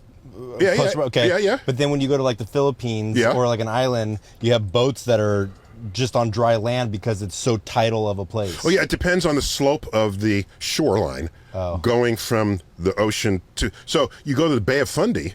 Yeah. Which has the ferocious tides. All right. So there's a bay that channels water inland, and as the tide rises, if the tide rises a foot, but 1 foot higher than where you are is a half a mile up the bay, then that water is going to be racing up the bay. That makes sense. To reach that extra foot. So there are places on Earth where the tides just look completely ferocious. And so yeah, and the Bay of Fundy. Oh, there's another thing. This tides. You didn't ask this, but I'll tell you since we're there. The Bay of Fundy and other places where the tides are ferocious against the shores. It's actually slowing down the rotation of the Earth. We've had 23, 24 leap seconds added just because of this phenomenon since the early 1970s. Why? Because the water's so heavy? The water's sloshing, so the Earth is turning again. Oh, I should have made this clear. If you're sitting on the beach and you see the tide is coming in and out, that's not what it's doing. That's what it looks like to you because you have a Earth-human ego. Because everything is about you, okay? What's actually happening is the tidal bulge of the ocean is there fixed in space with respect to the moon. Okay? It's just there. And Earth is spinning inside of that tidal bulge. So what's happening is you are turning into the high tide and coming out of the high tide. The tide is not coming towards you or back away from you. But it's described that way because that's what it looks like. Because we still retain some pre-Copernican vocabulary. We don't say, at what time does Earth rotate such that the sun appears over our horizon? We say, what time does the sun rise? Okay. That's an Earth-centric word. We're not giving up on it because it's too easy to use, and we all understand. But and what was Copernicus famous for? he put Earth back in the center of the known universe. Yeah. And so Earth then became a planet after that. Okay. Whereas before then, again, this is kind of inside baseball here. I don't know if you wanted to go. So before Copernicus, there were 7 planets. Mercury, Venus, Mars, Jupiter, Saturn, the Sun, and the Moon. Oh, and you're not counting Pluto. This is way before Pluto got discovered and undiscovered and demoted, right? Okay. So a planetes in the Greek means wanderer. So there were 7 objects visible to the unaided eye, pre-telescope, that moved against the background stars.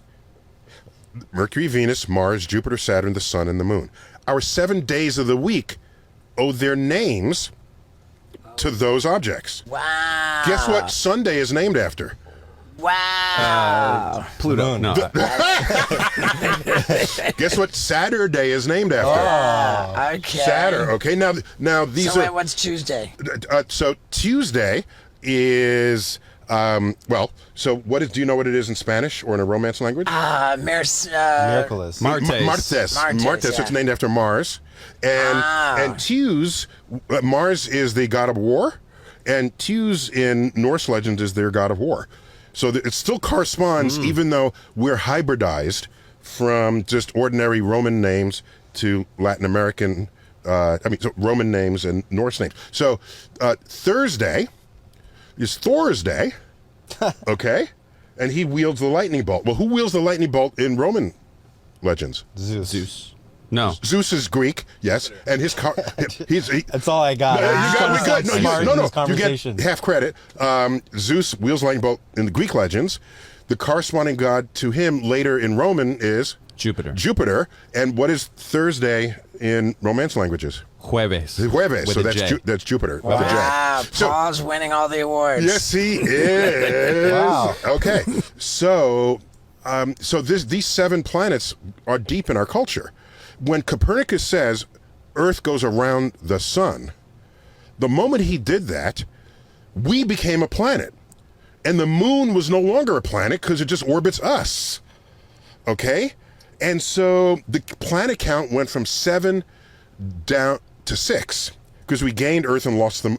No, we... Yeah. Did I just say that right? Gained Earth, lost the moon. Well, then it would stay the same. And then we lose the sun. Ah. So it was down to 6. Yeah. Right. Okay. And then we discovered other planets with telescopes. Pluto came in, had a 60-year tour of duty. Then we kicked it out. You kicked it out. I was an accessory to the... Don't even. Accessory to the murder of Pluto. Okay, I definitely drove the getaway car, but I didn't. That's all you're going to tell me here. Okay. Speaking of ancient beliefs, I want many. And ask yourself, what beliefs do we have today, which in 200 years will be viewed as ancient? But go on. Okay. Stay humble about this. That's exactly where I'm headed to. Yeah, go. Okay. I was once many years ago smoking a bunch of marijuana, and I had this deep thought. But does marijuana come in bunches? Is that the proper term? Yeah. It's not a herd of marijuana. Bundle. A flock of marijuana. Yeah. What is the term for bunches? Okay, you're right. It was a gang. So I had this thought, man, that. But while you were smoking marijuana, Yeah, just in this sort of state of mind. in this state of mind, and I thought, wow, people used to genuinely be afraid of riding their sailboats. When they first invented sailboats, they were scared to ride them too far for fear that they might fall off the end of the world because the belief was that the world was flat. Then no, you can have an infinite flat Earth. So it's not only that it was flat, but it had an edge. Okay, it was a flat disc, a circular disc. Okay, right. There you go. So you look at old maps in the Vatican pre-Columbus, so pre-Columbian maps. There they are with Jerusalem in the center because we put ourselves in the center at all times. There's Jerusalem, the Holy Land in the center, and it goes out to the edge, and there's water around the edge, and there are demons. There be demons or monsters at the edge, and so it's a scary edge there. Yeah. There it was. Okay, so then we developed enough understanding to come to the belief that the world is round, and as such, you cannot fall off the end. Yeah, of the Earth. I would call the flat Earth a belief, and the round Earth a fact. Okay, there you go. You heard it here first, folks. Can we use proper terms here, please? Okay. All right. So it's not that we believe Earth is a sphere. Okay, so we Believe. You will be healed if you believe. When you have evidence, you no longer need to invoke the word believe. Okay, we learned that the world is round, and as such, you cannot fall off the end of it. I then thought, man, when are we going to discover the fact that you also cannot fall off of the end of time? Time is round, dude. That's what you said? Okay, that would be a belief. It would be kind of cool if time looped back. That would surely be the case if the expanding universe one day slowed down, reversed, collapsed, and then started in another Big Bang. Right, okay. Then the edge of time, is there an edge of time? Well, there's the beginning of time and the end of time showing up in the same spot. So that would be kind of deep. So smoke a few more joints and pick up the thought. Can you imagine if he was like, I've never thought about that before, and you were onto something and you won the Nobel Peace Prize or something? Right. I mean, This close. just the idea that time has a beginning and an end, that it's linear, I think... Well, it's not linear because we know time could be different for different people depending on how fast you move and where you are in the universe. We know that from Einstein's relativity. Well, but just like relativity. Right. So I guess it's linear for you, but compare all different time frames. Like if you're accelerating, time moves very differently for you. Well, can you explain how they measure time? It's an atom that blinks 1 billion times in a certain amount of time, and that equals a second. Oh, is that right? Okay.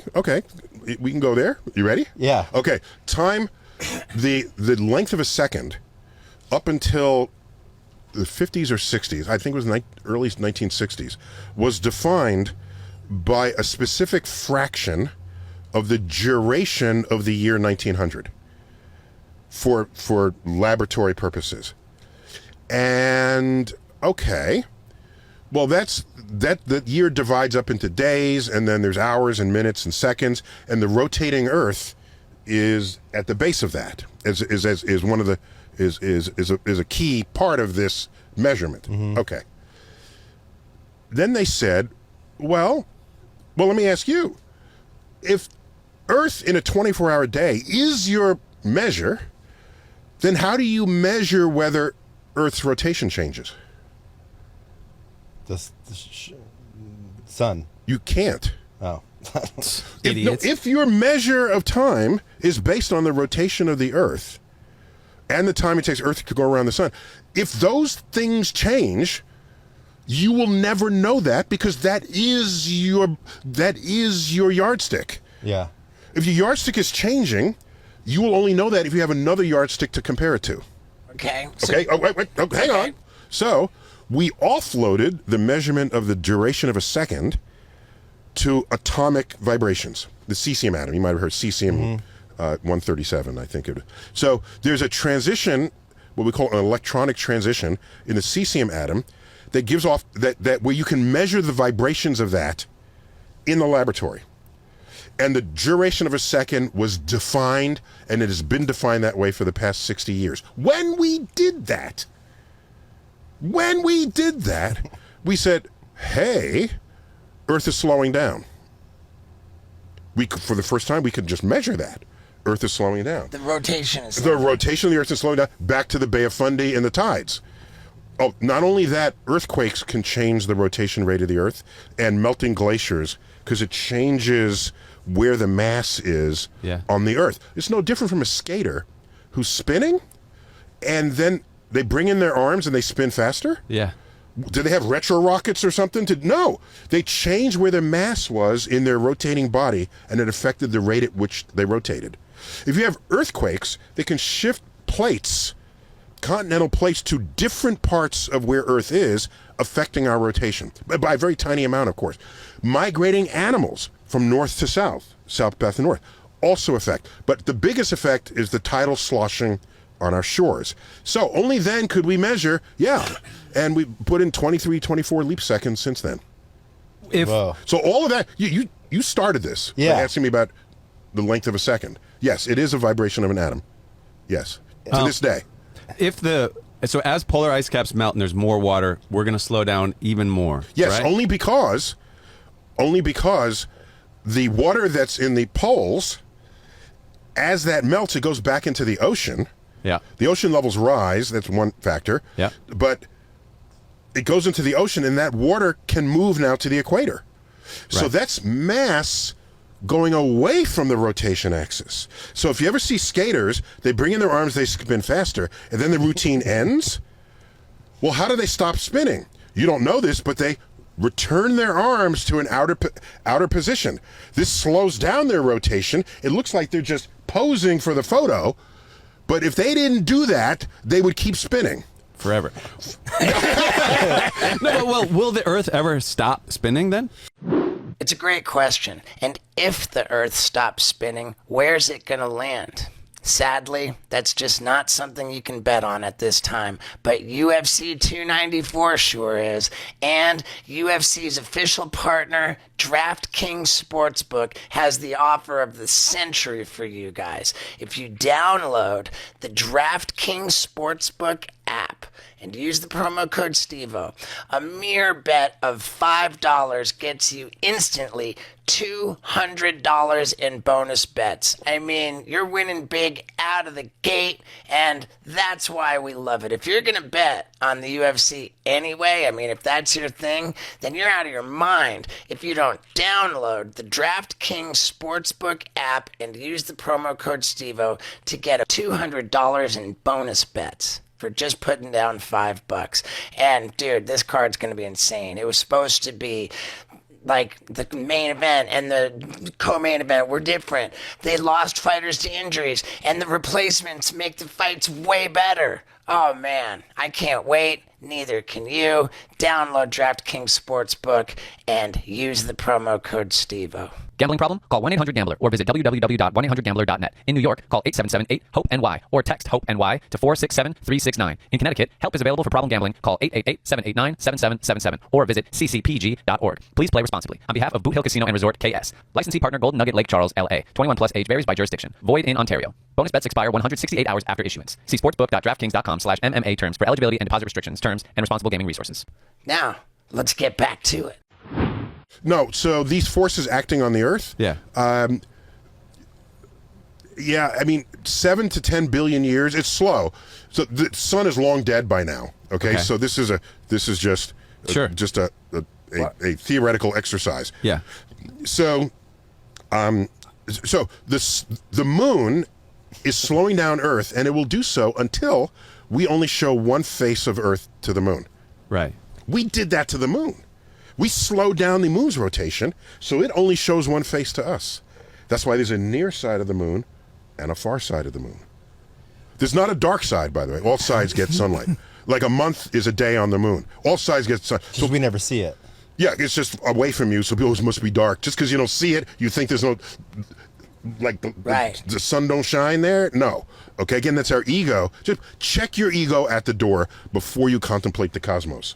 Okay? And that's why the aliens have a base on the dark side of the moon. Yes. You mean on the far side of the moon? Yeah. Yeah, so The we far can't side see of them. Except we have orbiting craft around the moon, so we got that, all right, Okay. if they're hiding it. But wait, so, by the way, does he always have this face? He, like that's a astonished his, face. Yeah, He's a listening face. in awe. He's blowing his like mind a right whole, now. there's a glow, there's an It's astonishment like glow. the first time he just got laid. He's like, I'm fascinated. I'm definitely Okay, fascinated. wait. So we got a lot of astrophysics in the last 10 minutes I going love it. here. Yeah. Okay, so while you were getting high, let me just say that the brain barely works as it is. Barely. We know this from psychology experiments. You know, two people witness some astonishing thing in front of them. They have to write down what they saw, and the accounts don't agree. Which is why if you're witness to a crime, and crime is not an everyday thing, your brain can't even know how to process it. you're saying we only use like 7% of our brain? No, that's never been a true fact. Oh. Okay. 6. No, that's a falsely interpreted understanding of someone's comment who studied the brain like 100 years ago. I forgot who it was, but it was. It might even be apocryphal, but the statement was, the brain is so complex, we only know what 7% of it is used for. Mm-hmm. That became, you only use 7% of your brain. And because that's a teacher's mantra for underperforming students to try to recover brain power, that's not going to ever go away. It's too useful in educational circles. Have we made any... I didn't finish. So your brain barely works. You've seen these books of, what do you call it, with the... Rorschach. No, keep going. One 3D. more. Optical illusions. Optical illusions. No one doesn't love an optical illusion book. We love them. But wait a minute. These are simple line drawings. Simple. Is one line longer than the other? I can't tell. Is it in the page, out of the page? Oh my gosh. The simplest illustrations can completely stump your perceptions. Okay? That's a fully functioning working brain. All right? So now, stir in some chemicals. Yeah. Okay? so what I'm saying is, the people who declare that they're somehow closer to reality when they are under the influence, I have yet to see that bear out in any objectively true way. So I value that what I see and understand and interpret in the world is the reality as best as my senses can interpret. And so to say, well, let's just add some more chemicals and see what it turns out, I'm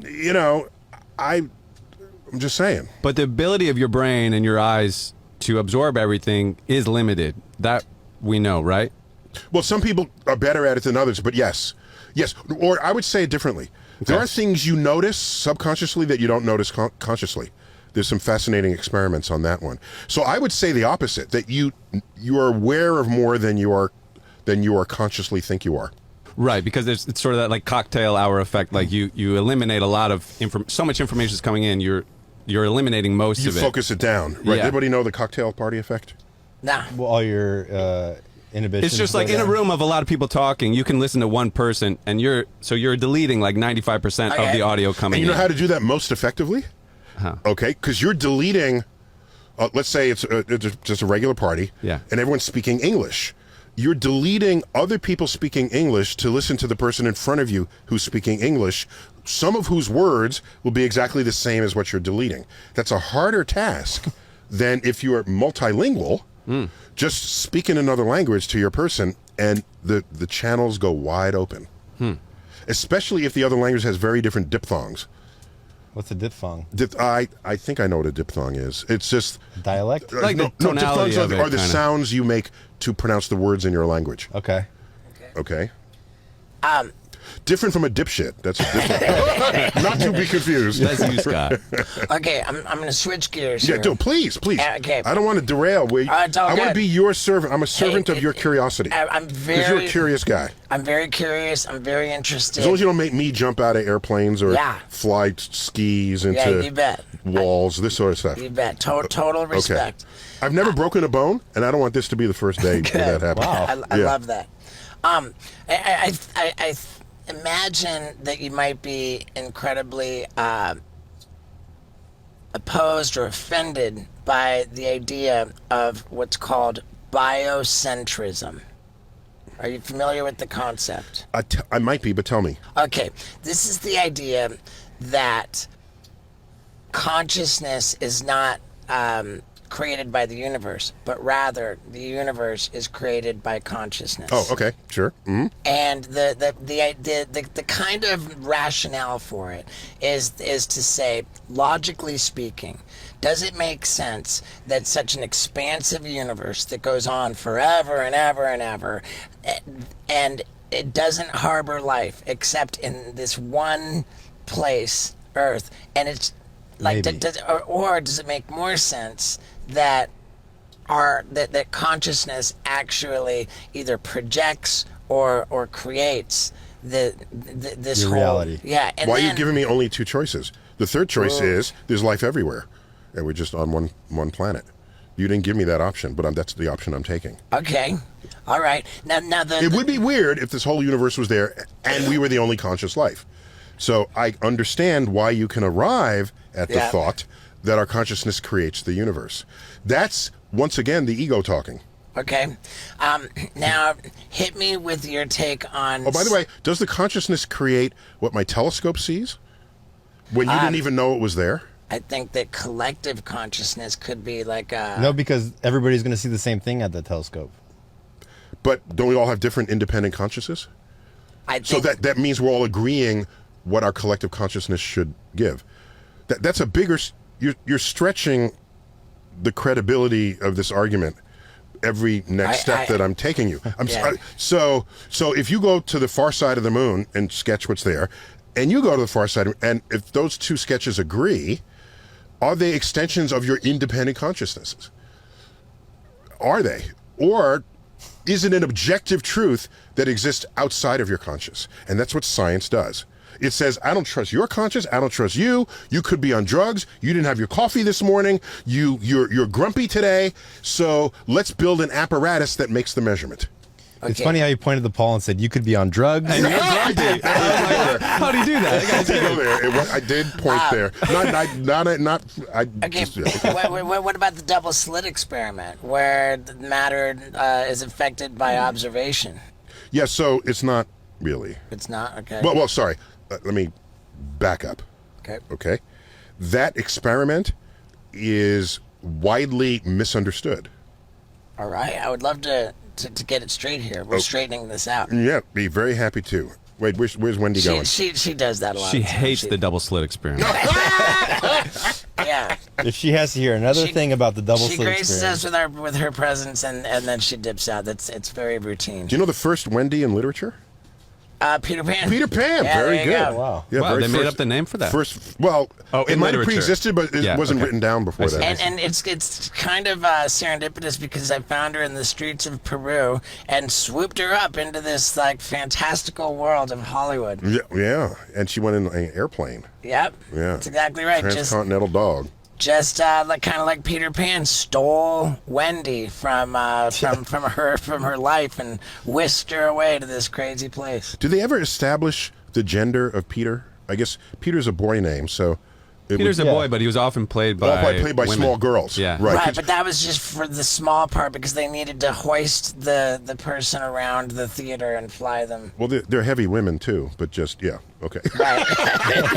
No, I think- you can get an adult small woman playing the maturity necessary to be Peter. I think that was Right. the I think that it is understood that Peter was a male. male figure. Yeah.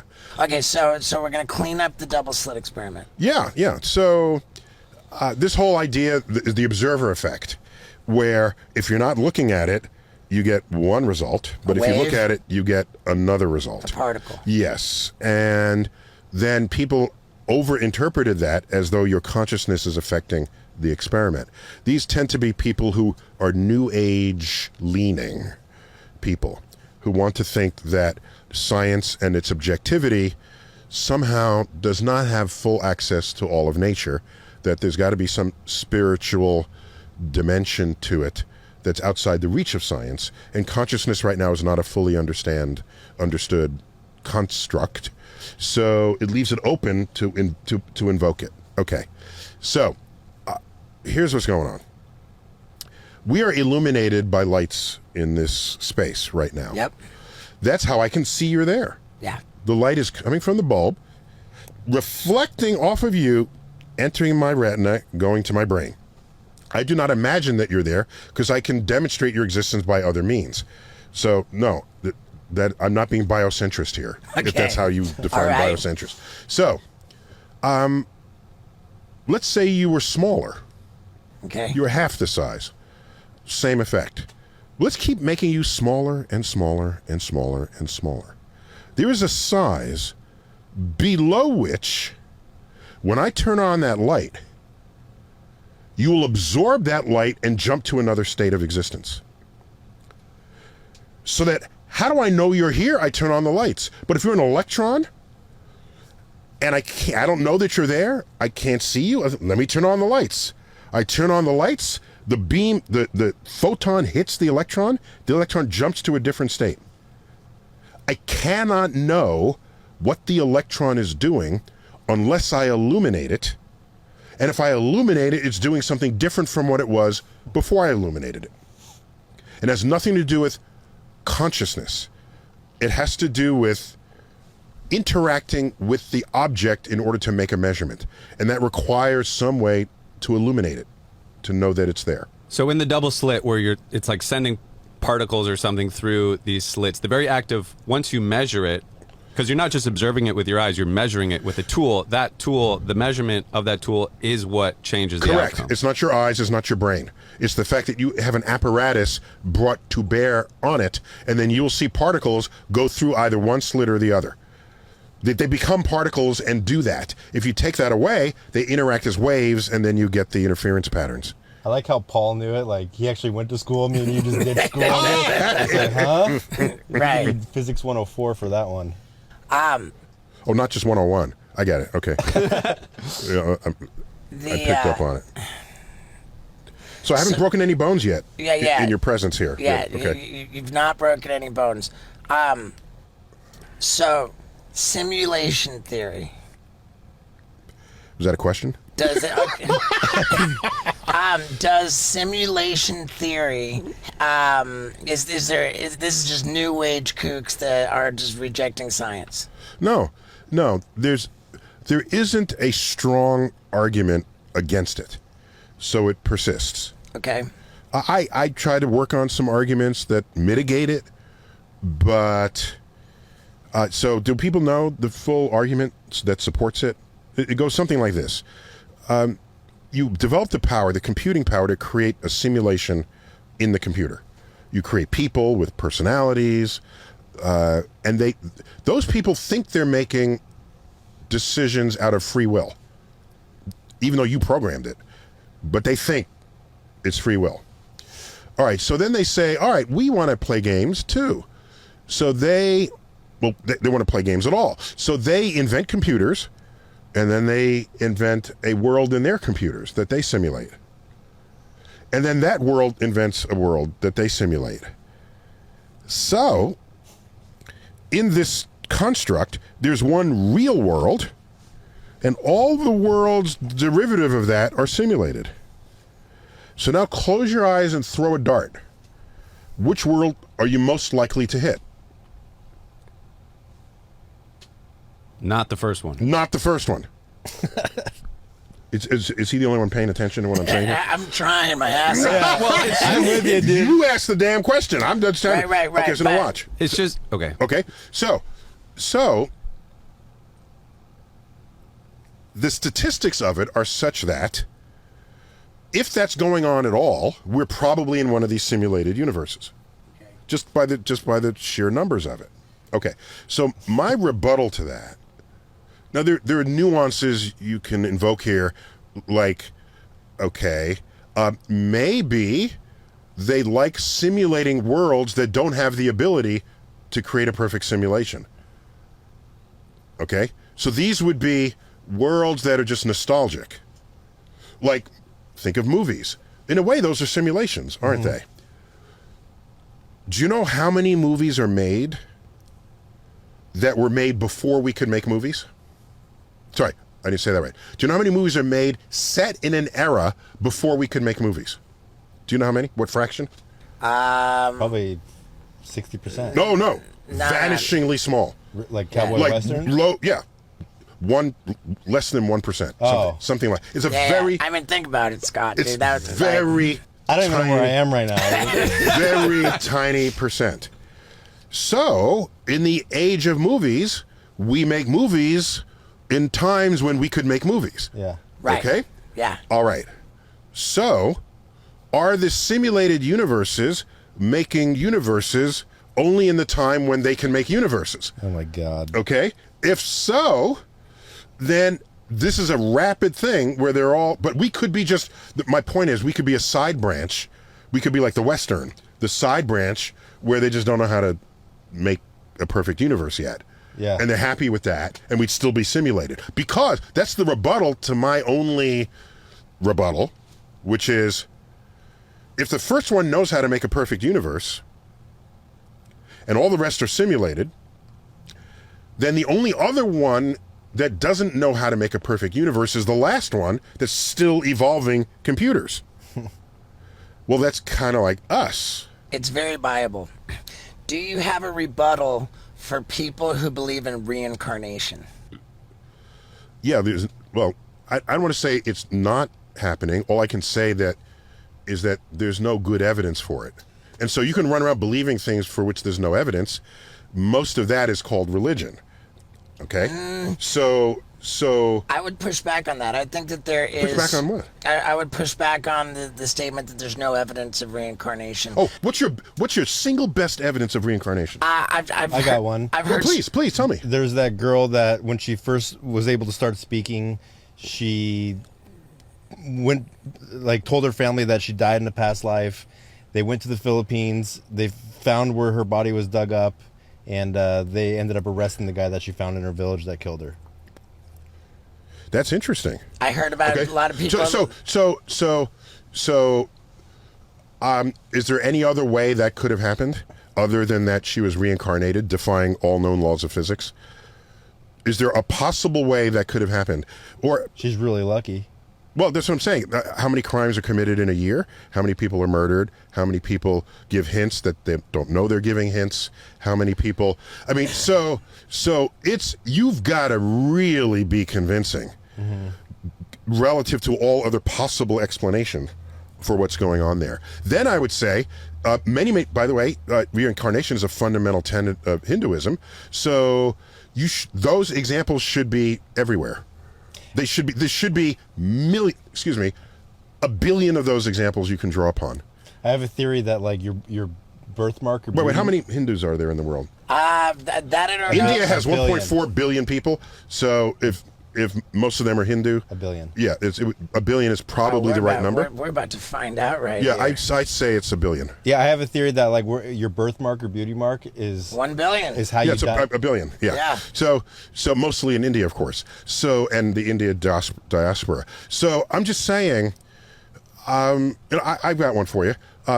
So I'm at home and I go to sleep and wake up, and there's like milk and cookies on the table. And I said, well, how did that get there? Oh, it must be someone transported interdimensionally, entered my home, baked the cookies, and put it on my shelf. Or aliens brought it, or my reincarnated self brought it, or someone who has keys to my house who has affection for me made me milk and cookies. Pick, what is your... Rank the likelihood of explanations based on what we know of objective reality. So even if kids are recognizing... That's an extraordinary story that you just told with the girl and the murderer and the body.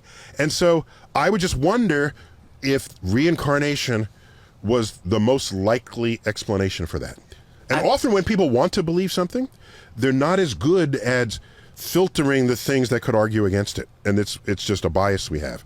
Confirmation bias. Yeah, it would be exactly. called. Like, how often do kids say things that are just completely ridiculous and aren't true? And like, what percent, like, of the Yeah, 5 what kids that percent of said all the something that was ridiculous things verified? might be true without there being So foundation I feel for like it. it's ignoring, if you take into account every ridiculous thing a child has said that they swear is true, but is actually just completely ridiculous, like, Or it's you true- have or less true in their than head. 100th of a percent of times kids have been You're accurate. saying like a clock is right 2 times a day when it's broken. Do you still use clocks?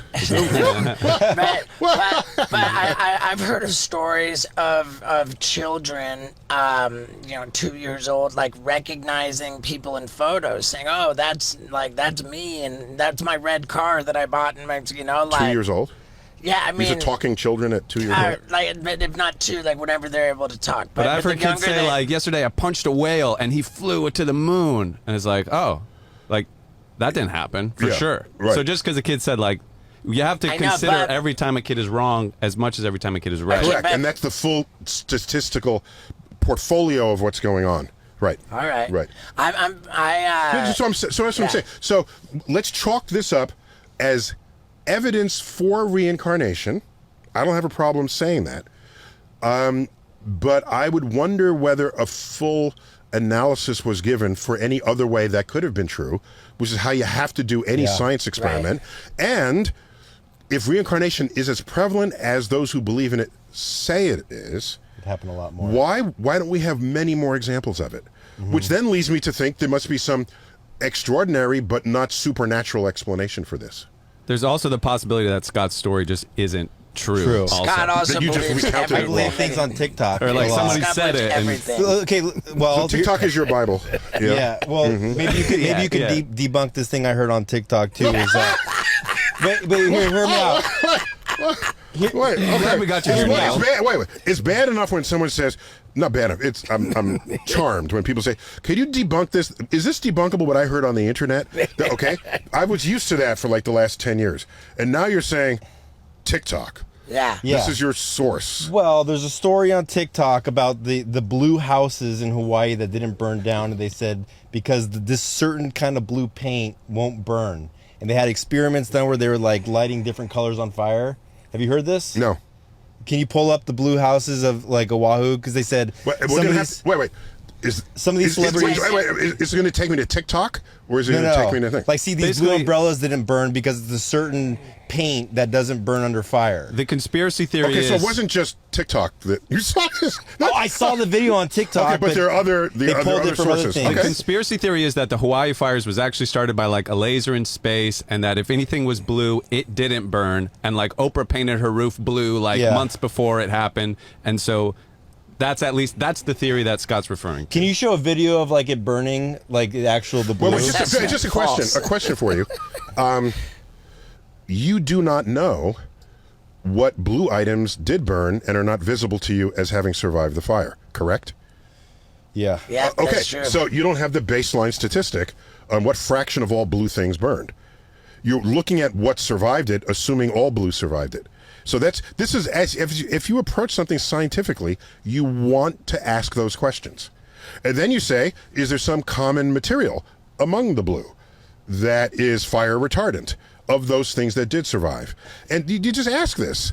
Or you can say alien zapped, laser zapped. I mean, what's your first thought when you're confronting something that's interesting or unusual? And if you're a trained scientist, you have enough knowledge of the laws of physics that you start there. Yeah. Those aren't your last resort, they're your first resort. Well, I just like to believe things. I'm not a scientist. Okay. I'm pretty into believing things too. Okay, so it's more fun and it makes headlines. It's more fun. You know, so Yeah. I get it. I get it. It's fun. But I'm not that into believing global warming. You want to believe things, not global warming. Okay. Yeah, global warming is not Did convenient. Oprah say why she painted her house blue? Well, there's a bunch of celebrities that painted their house blue. Did she say why? No. Okay, cool.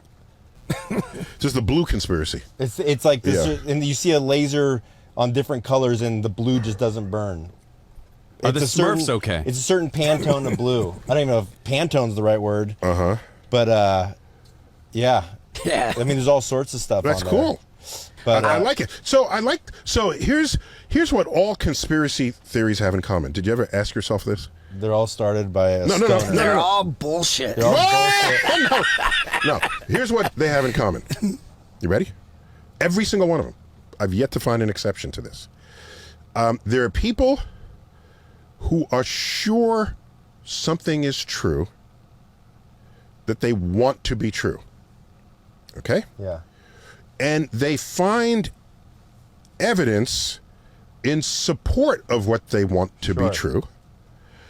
When there's an absence of evidence that should be there and isn't, or if there's evidence that points against it, they have to invoke a conspiracy to keep believing what they want and say the missing evidence was taken by the government, or this conflicting evidence was put in by the government to throw you off, so that they can continue to believe what they want. Yeah. Rather than have the gaps in the data unravel what it is they think is true.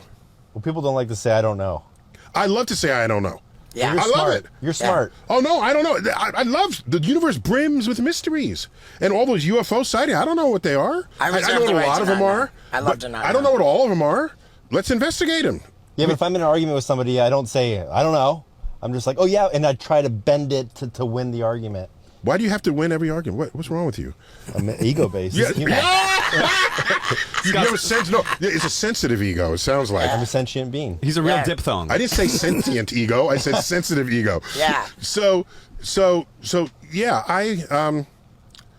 So people come up to me and said, "Well, what was around before the Big Bang?" Yeah, I what said- banged? It's a I great said, question. I don't know. We got top people working on it. Something had to be around. I don't know. Something was there. God was there. I said, oh, okay. That's what you require. I'm telling you, it's a frontier. And just because there's a scientific frontier doesn't mean there's mythical, magical, spiritual, divine forces operating there. Just because we're not there yet. But the philosophers call that the God of the gaps. Okay? We can call it the conspiracy of the gaps. You need gaps in the data in order for you to sustain the accusation that what you believe is true no matter what, and what doesn't fit it has been conspired against you. I think that the answer to what was before Big Bang lies in a definition of space-time that we are not equipped to compute.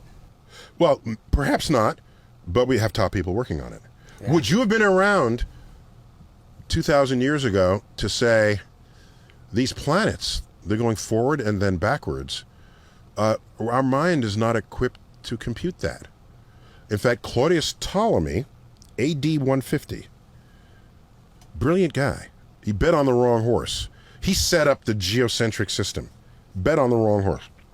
In the margin of his notes, he said, when I trace at my pleasure the windings to and mess up the quote. Sorry. You're supposed to do that after the Yeah, quote. thank you. That's an after the quote response. Okay. When I trace at my pleasure the windings to and fro of the heavenly bodies, I no longer touch earth with my feet. I stand in the presence of Zeus himself and take my fill of ambrosia. Ooh. And that is. No, now react. Okay, yeah, ooh. Okay, Because that was less authentic, by the way. I was reacting that way because I was like, ooh, that's the quote that you really, really prominently highlighted in your new book. Oh, you never noticed that? Yeah. Oh, thank you. Yeah, I thank absolutely you. noticed that. That's a Very big, clever segue, too. Oh, my God. very good. a big prominent thing that we've got your to infinity and beyond, yeah. So I'm just saying that quote is, he was feeling divinity in that moment. Yeah. Okay, we call it mythology, but it's his religion. If he's referencing Zeus, that's his god, his main god. And so he doesn't have the answers.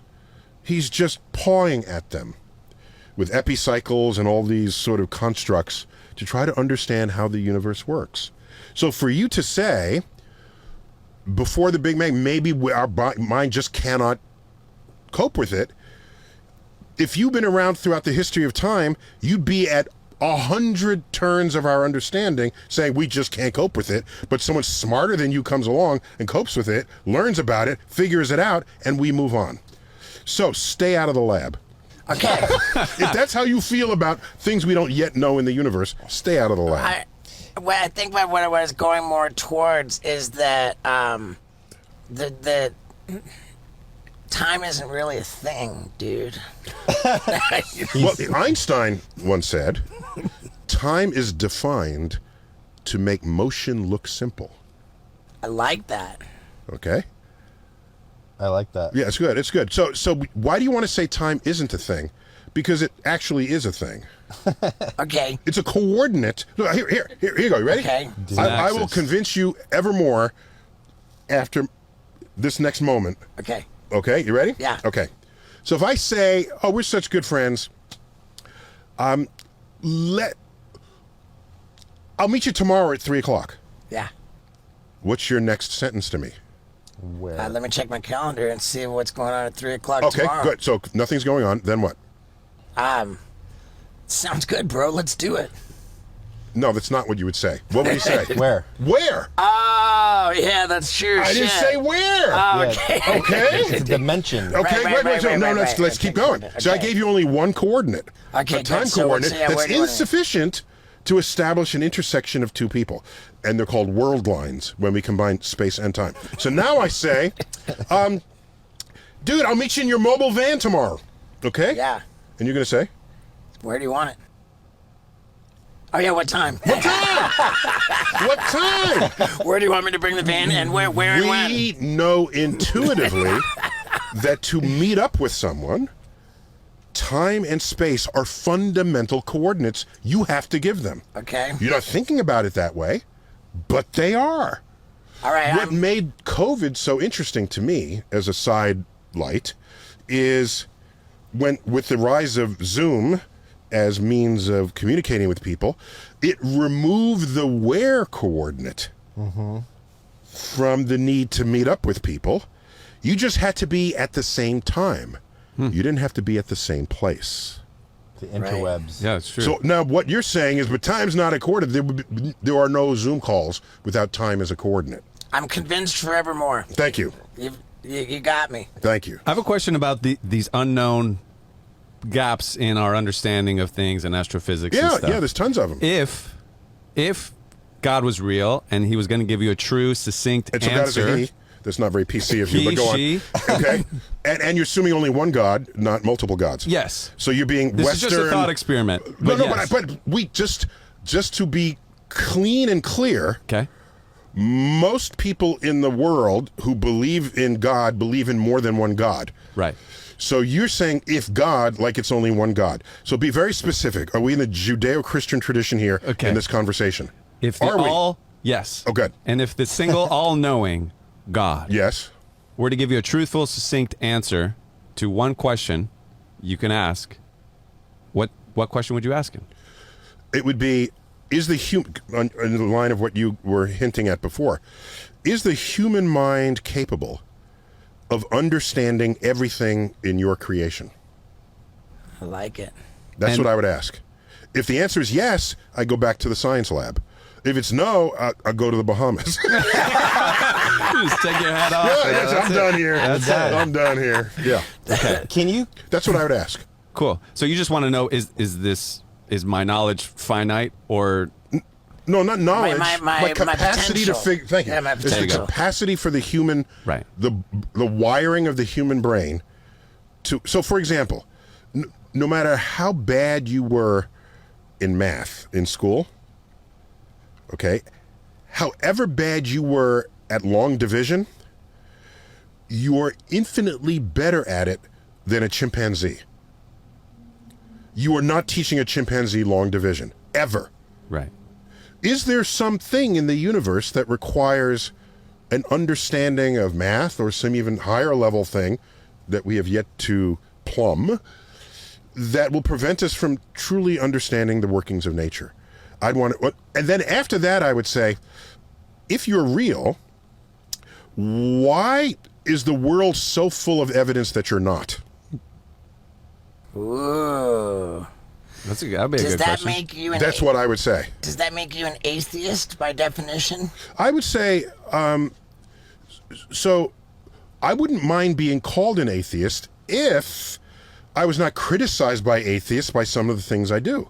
Ah. So the fact that I'm criticized, okay, I guess I must not be an atheist then. So I guess agnostic would be a softer term, because modern day atheists are like all up in your face typically, Well- or the more visible ones are. And so, for example, I will defend AD and BC as the abbreviations for in the year of the Lord, AD. Anno Domini, and BC before Christ. I'll defend the use of those because a lot of hard work went in to creating that calendar. The Gregorian calendar, which is now used worldwide, is based on a Christian construct, but it had a lot of very interesting science that went in behind it. I'm not just going to swap out the words to de-religify it. I don't mind leaving credit where it's due. And so that I don't know any atheist that still uses AD and BC. My favorite Common Era, CE and BCE, Yeah. and before Common Era. But who are they fooling? It's the same numbers of year. They're just trying to whitewash, paint over a religious reference. And I don't have that much objection to the religious participation in civilization. It was fundamental. So I'm not going to sweep it under the rug. I have an absolute. And okay, one of my friends went up on the space shuttle to fix the Hubble, and on my Facebook page I said Godspeed the space shuttle, and someone you said Godspeed, I thought you were an atheist. Again, these are the atheist rebuttal to my conduct. I thought you were an atheist. And so why are you saying Godspeed? And I say, well, have you ever used the word goodbye? Well, yeah, of course. That comes from God be with you. Wow. Where does that? Why? Because you'd be leaving the city walls.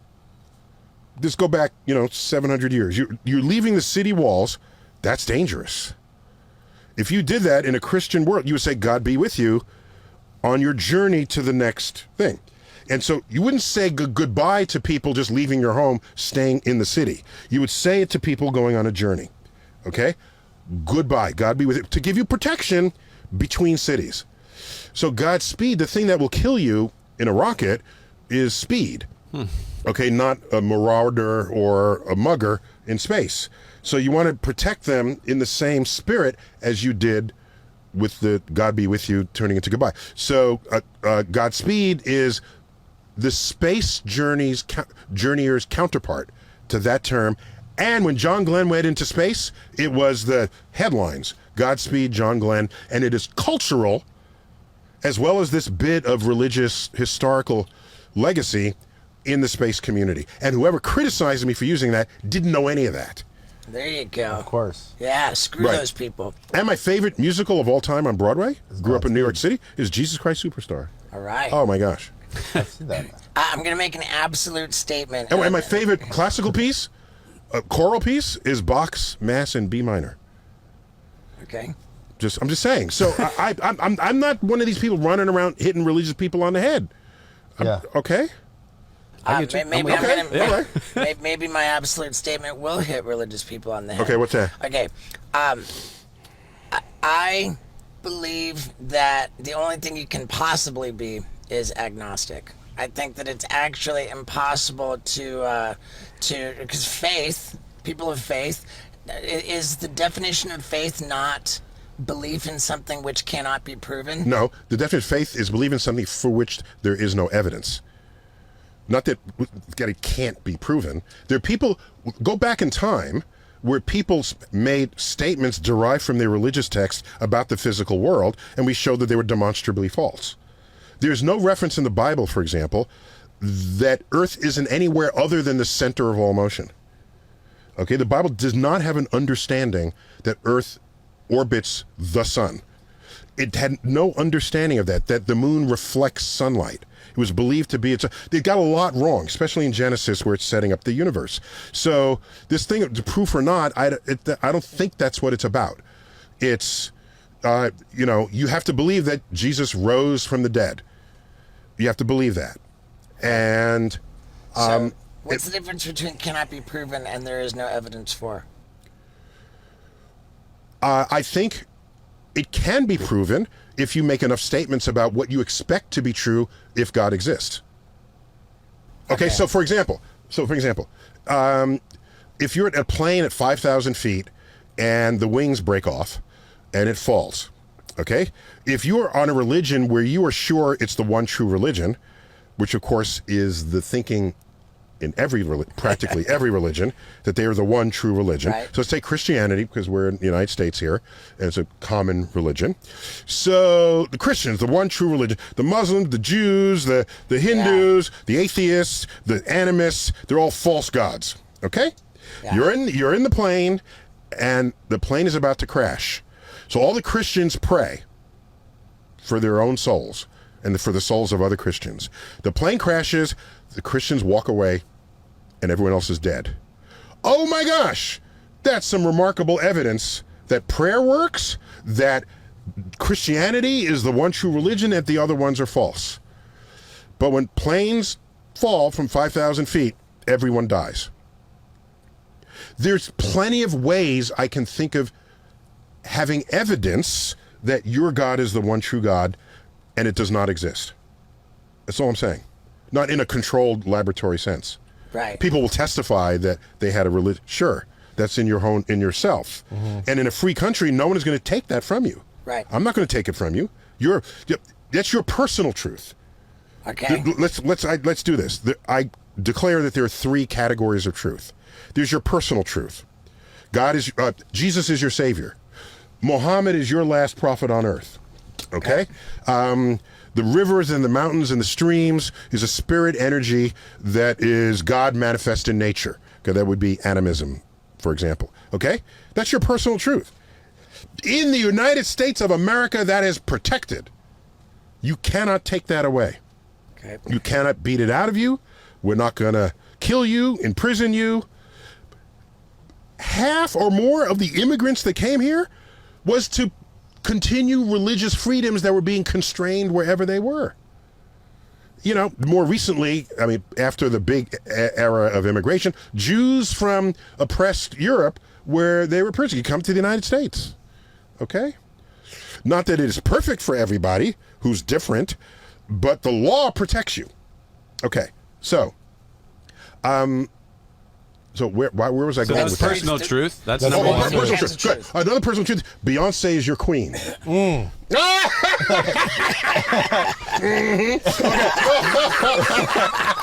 All right. No one's going to take that from you. Right. You can argue about it at the bar, whatever, at the club, but that's your personal truth. All right. So you can have a political truth. That's something that becomes true because of how frequently it has been repeated. And that's the foundations of brainwashing and brainwashing and propaganda. Propaganda. It's you have a truth because you've been told it your whole life. Yeah. You are superior. to everyone else. You are German in the Third Reich, and then you are superior. Okay, that becomes true to you. And then the third truth, the scientific truth. So the third kind of truth. Oh, another one is, you hear Trump running against Hillary. Anytime he mentioned her name, what was the moniker? Crooked Hillary. Yeah. After a while, you think, oh, Crooked must be your first name. She must be crooked. It's repeated enough. By the way, there's important evolutionary cause for that. When we're on the Serengeti and you see something repeat, you're going to believe that that's true. Because it probably is true because it repeats. Something happens in nature that repeats. Well, we created civilization around us, but we still have that urge to think that something that repeats is true. So, politicians and others who want to influence you, advertisers as well, have hijacked this evolutionary urge deep within us. They can make you think anything is true, even if it's not. Because your evolutionary urge to think something that repeats is true is tapped by that effort. Okay, I call that a political truth. Then there's the objective truths, that the methods and tools of science are exquisitely honed to establish. These are truths established by multiple experiments, verification, re-verification. They are true whether or not you believe in them. They're immutable. I don't say they're immutable. I like the word, but we might find a deeper truth in which the current truths are embedded. But the truths that we find that are experimentally verified, they're not later shown to be false. So those are the immutable laws of nature. No, I don't want to call them immutable because, like I said, we might find a deeper understanding. Newton's laws, have basically been replaced by Einstein's relativity, his special theory of relativity for motion and his general theory of relativity for gravity. That was Newton's contribution to us, motion and gravity. Newton's laws are no longer, they're not where they were previously used. They still work. We went to the moon with Apollo using Newton's laws. But there are places where Newton's laws fail because a broader spate of experimental evidence showed that at high speeds and high gravity, Newton's laws fail. You need another understanding, a deeper understanding. Then came Einstein. So I don't want to call them immutable. Okay. But Newton's laws are objectively true in all the realms in which they've been tested. So that's why I get to say science. I mean, that's the full expression. The bumper sticker version is the good thing about science, that it's true whether or not you believe in it. It seems to me if we're going to have laws that everyone has to follow, you should base them not on any one person's religion or any one person's propaganda. You should base them on objective truths that, in fact, apply to us all. I love it. I love it, man. What happened? I just woke Okay, up. how long until we get... Did I put you to sleep? No, you just blew my mind. I just came back to reality. Oh, yeah. It's just like... This is what science... And can I give an example? Yeah. Just science. Just let me just flash some science at you. Please. You read the news story? I assume you did because you well, I can't assume you did. You're up on the blue roof hypothesis, Yeah. okay? Did you catch the story that we had a return sample from an asteroid? Yeah, I saw that. Okay. Yeah, but Osiris I was Rex. about to ask how long until we get obliterated by an asteroid. Okay, that's all you paid attention to? All I know is- and then The you're end gonna of blow it up. civilization? There's other news in there too. You ready? Here it is. We launched a spacecraft 7 years ago from Earth, a moving platform, towards the asteroid Bennu, a moving target. We arrive there. It does a touch and go, grabbing material on that touch. It packs it into a capsule. That space probe continues, intersects Earth, deploys the capsule such that on the rotating Earth, it lands within a zone in the Utah desert. And that spacecraft continues on to another asteroid. And that's what it is programmed to do. It's behaving as we intended for It's it. called science. It's called rockets. Yes, as a matter of fact, it is rocket science. But we did this. We pulled this off. Yet there are people walking among us saying, I don't believe science. I don't trust science. Do you see what it is we do? That's crazy. Do you have any understanding of what this takes? What did you grab off the asteroid? It was about, what came we were back? ready to get just a couple ounces, but we got like a half a pound of rock. What kind of rock? What that we don't know. We're going to find out. Oh, we have some idea of what the asteroid is made of from spectra and external observations. Now we can compare that to the laboratory measurements, and we share the samples with the world, with interested other labs, so that they can duplicate whatever it is I find or falsify. Maybe I got a wrong result because somebody sneezed on the sample or the wall current glitched. You never know. So you get someone else to repeat it. So maybe something that it was on there that's not on the periodic table. It's not likely. It would be on the periodic table. It's because the periodic table is complete. I don't know why chemists don't champion this fact the first day of school. Okay? This will never change. No, that's not what I said. I said the periodic table of elements is complete. There are no gaps. And there were gaps in it up until as late as the 60s, or no, 50s, the 1950s. There's some element here, we don't know what it is, let's look for it. Okay? One of the last elements to be discovered was technetium. Named tech. You know what the definition of tech is? Human-made. Wow. That's why technology is we made it, it's not in nature. Okay? Tech means it's taken on other extra meaning in the era of IT and this sort of thing. But tech means artificial, human-made. That element doesn't exist in nature. Natural. So we created it. So, but that's not even weird because we got up to, right now we're up to, so nature makes elements up to 94, uranium plus occasionally up to plutonium, and in rare cases, we have created elements beyond that up to 118. So yeah, there's gaps above 118, but not in the main table that you saw hanging in the front of your chemistry class. And It's the number is the amount of protons in the number of protons, correct. So it's like we have one with 8, we have one with 10, but we can't find the one with 9. Right, so so we then know we it's find out the one there. with 9 and That's how you have gaps. That's how you know that there's a gap, because it's a discrete number of protons in the nucleus of these atoms. So something could come back from the asteroid that's 120 protons. Not likely, because that takes very high energy to make, but that would be an element we have yet to create. And there'd have to be some mechanism in nature to do that, and we know of none, nor have we ever seen examples of it.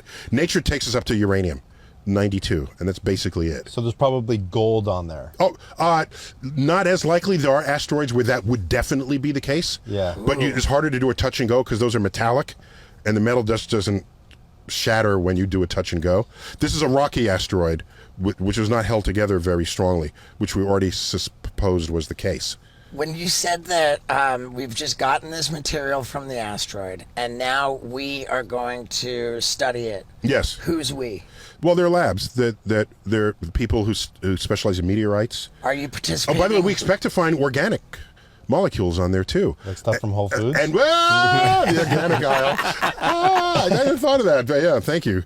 There's like a grocery The bag. leafy vegetables, they're all there, organically grown. Are you going to be participating in the studying? Of No. But I have colleagues who are, and so we look forward to this.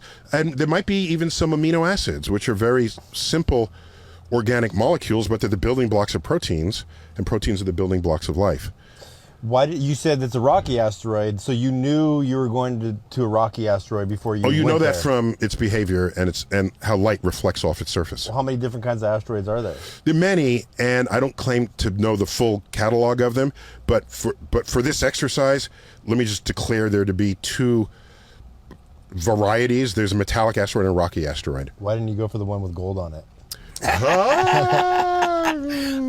What you want to do is lasso that and bring the whole thing back. Yeah. Okay. There's enough gold on some of those asteroids that it exceeds the total amount of gold that's ever been mined in the history of the Earth. Right, I heard that. So what you would do is you would just collapse the gold market. Ooh, don't do that. Is it true that there's more gold per square inch on in a computer than there is in a gold mine? Have you heard that? It depends on how they how they soldered the connectors. Because they're all gold, right? Is it? I don't know. Gold is a very good conductor of electricity. So I don't know. There might be. Okay, back onto asteroids. But it doesn't take much gold to get the job done. Yeah. Okay, that's why we have gold leaf. What do you call it when you do that on a statue? Gold-plated? No, plating is not the right word. That's too coarse. Gilded? I don't know. Gilded. Yeah, okay. Gilded. You can gild with gold. This guy's Who is this guy? Yeah. Who is this guy? He's the gorgeous Paul Brisky. Who's the guy? He just got sober like 5. He's a new person. I'm a new man. He's a new man. Because there's fewer chemicals interfering with the limited ability reality. that any of us have. Wait. You stopped microdosing mushrooms? I mean, I haven't in a while, but I'm not. I just stopped smoking weed and I stopped drinking. How long's in a while? A few months. Oh, you I know, haven't but done when- mushrooms in a few months? Oh, like a month for the mushroom. Okay, Oh, now, wow. he's clearly the sharpest person in this van right now. Okay, I just Yeah, want to say. Second. Yeah, my brain's foggy right now. I don't mean to like diss the two of No, you guys, not at all. but my man here, who's, Yeah. We're like the guys in your class that sit in the back of the in the room. back of the room. I was one of those as a And student he's like, too. teacher, you didn't I give mean, us homework dude, this weekend. yeah. Love it. And he's the master storyteller. Oh, good. He's like he really By the way, stories don't require objective truth; they just require imagination. right. And My only indictment of stirring chemicals in was what it does to your access to what is objectively true, not what it might otherwise do for you, Yeah. psychologically, emotionally, and spiritually, even, of course. Right. okay, Right. back to asteroids. I didn't even know. Thanks for bringing that about up. That's an important. I didn't want to. There's a fuller story than what I began describing. Right. And it's really only about what is objectively true that the scientist cares about. Right. We don't want to undermine or discount or refute the value of somebody's ayahuasca experience. Sure, if sure. it benefited their life. Exactly. Especially with the microdosing experiments that are being done today medicinally. There's Yeah. quite a bit of future, I think, in that. I like that distinction, and I I'm glad thank you as brought it well. up. Yeah. I thank you as well. I didn't know that Remember we. what I did? Just say yes. Yes. Yeah. Take credit. Like, We're thanking you. Are you talking about asteroids? Yeah. Are you talking about cannabis? I think I was vaguely aware of some matter from an asteroid or something, but it was from a very separate source that I seem to recall you stating as a fact that we are have an asteroid coming towards us and it's going to obliterate us. Is that right? 22 billion Okay. tons. So that same asteroid where we obtained the sample has an orbit that crosses Earth's orbit. That's one of the reasons why it was easy to get to relative to much farther asteroids in the asteroid belt. So by all calculations, there's a one at this moment. There's a 1 in 3,000 chance that it will collide with Earth in the year 2182. It's about the size of a. It's 500 meters across, like the height of the Empire State Building. If you stood it up next to it, it would take out a county, but it's not going to render anybody extinct. It's not going to obliterate the Earth. Well, if it hit a city, it would take out the city for sure. But no, Earth will be just fine. But we shouldn't speak of it in those terms. This is 160 years from now. Let's build a defense system. Use this as an excuse to figure out how to deflect it reliably. Yeah. 160 years, that ought to be plenty of time to pull that off. You know, if the dinosaurs had a space program, they'd still be here because they would have deflected the asteroid that took them out. Right? I love that. Maybe you can just keep taking pieces off of it till it's not really a threat. Now, when an asteroid hits the... Oh, by the way, this 1 in 3,000, that's because right now, it's not like it's headed towards Earth in this moment. Everybody's in orbit. So you project the orbits into the future Right. until one of those orbit crossings crosses the Earth. Because you cross the street every day, you're not hit by a truck because your world lines were different. When you're in the street, you're in the same place as the truck, but at a Different time. different time. Right. Okay? You could be in the street at the same time as the truck, but you're actually at a different place. Right. Okay. So we tried to disrupt the intersecting world lines of the Bennu asteroid, and which the likelihood is 1 in 3,000. As we get closer, the orbital calculations get more accurate. So either the 1 in 3,000 will become 1 in 10,000, 1 in 100,000, or it'll become. So there'll be a point where it'll either certainly hit us, or it certainly won't. It's kind of but like we're not at that point yet. It's like the cone that indicates where the hurricane's going to go. Precisely. Yeah. Good man. Yeah. And you notice, of course, the closer we are to the future date you're projecting, more accurate the more accurate it is. Yeah.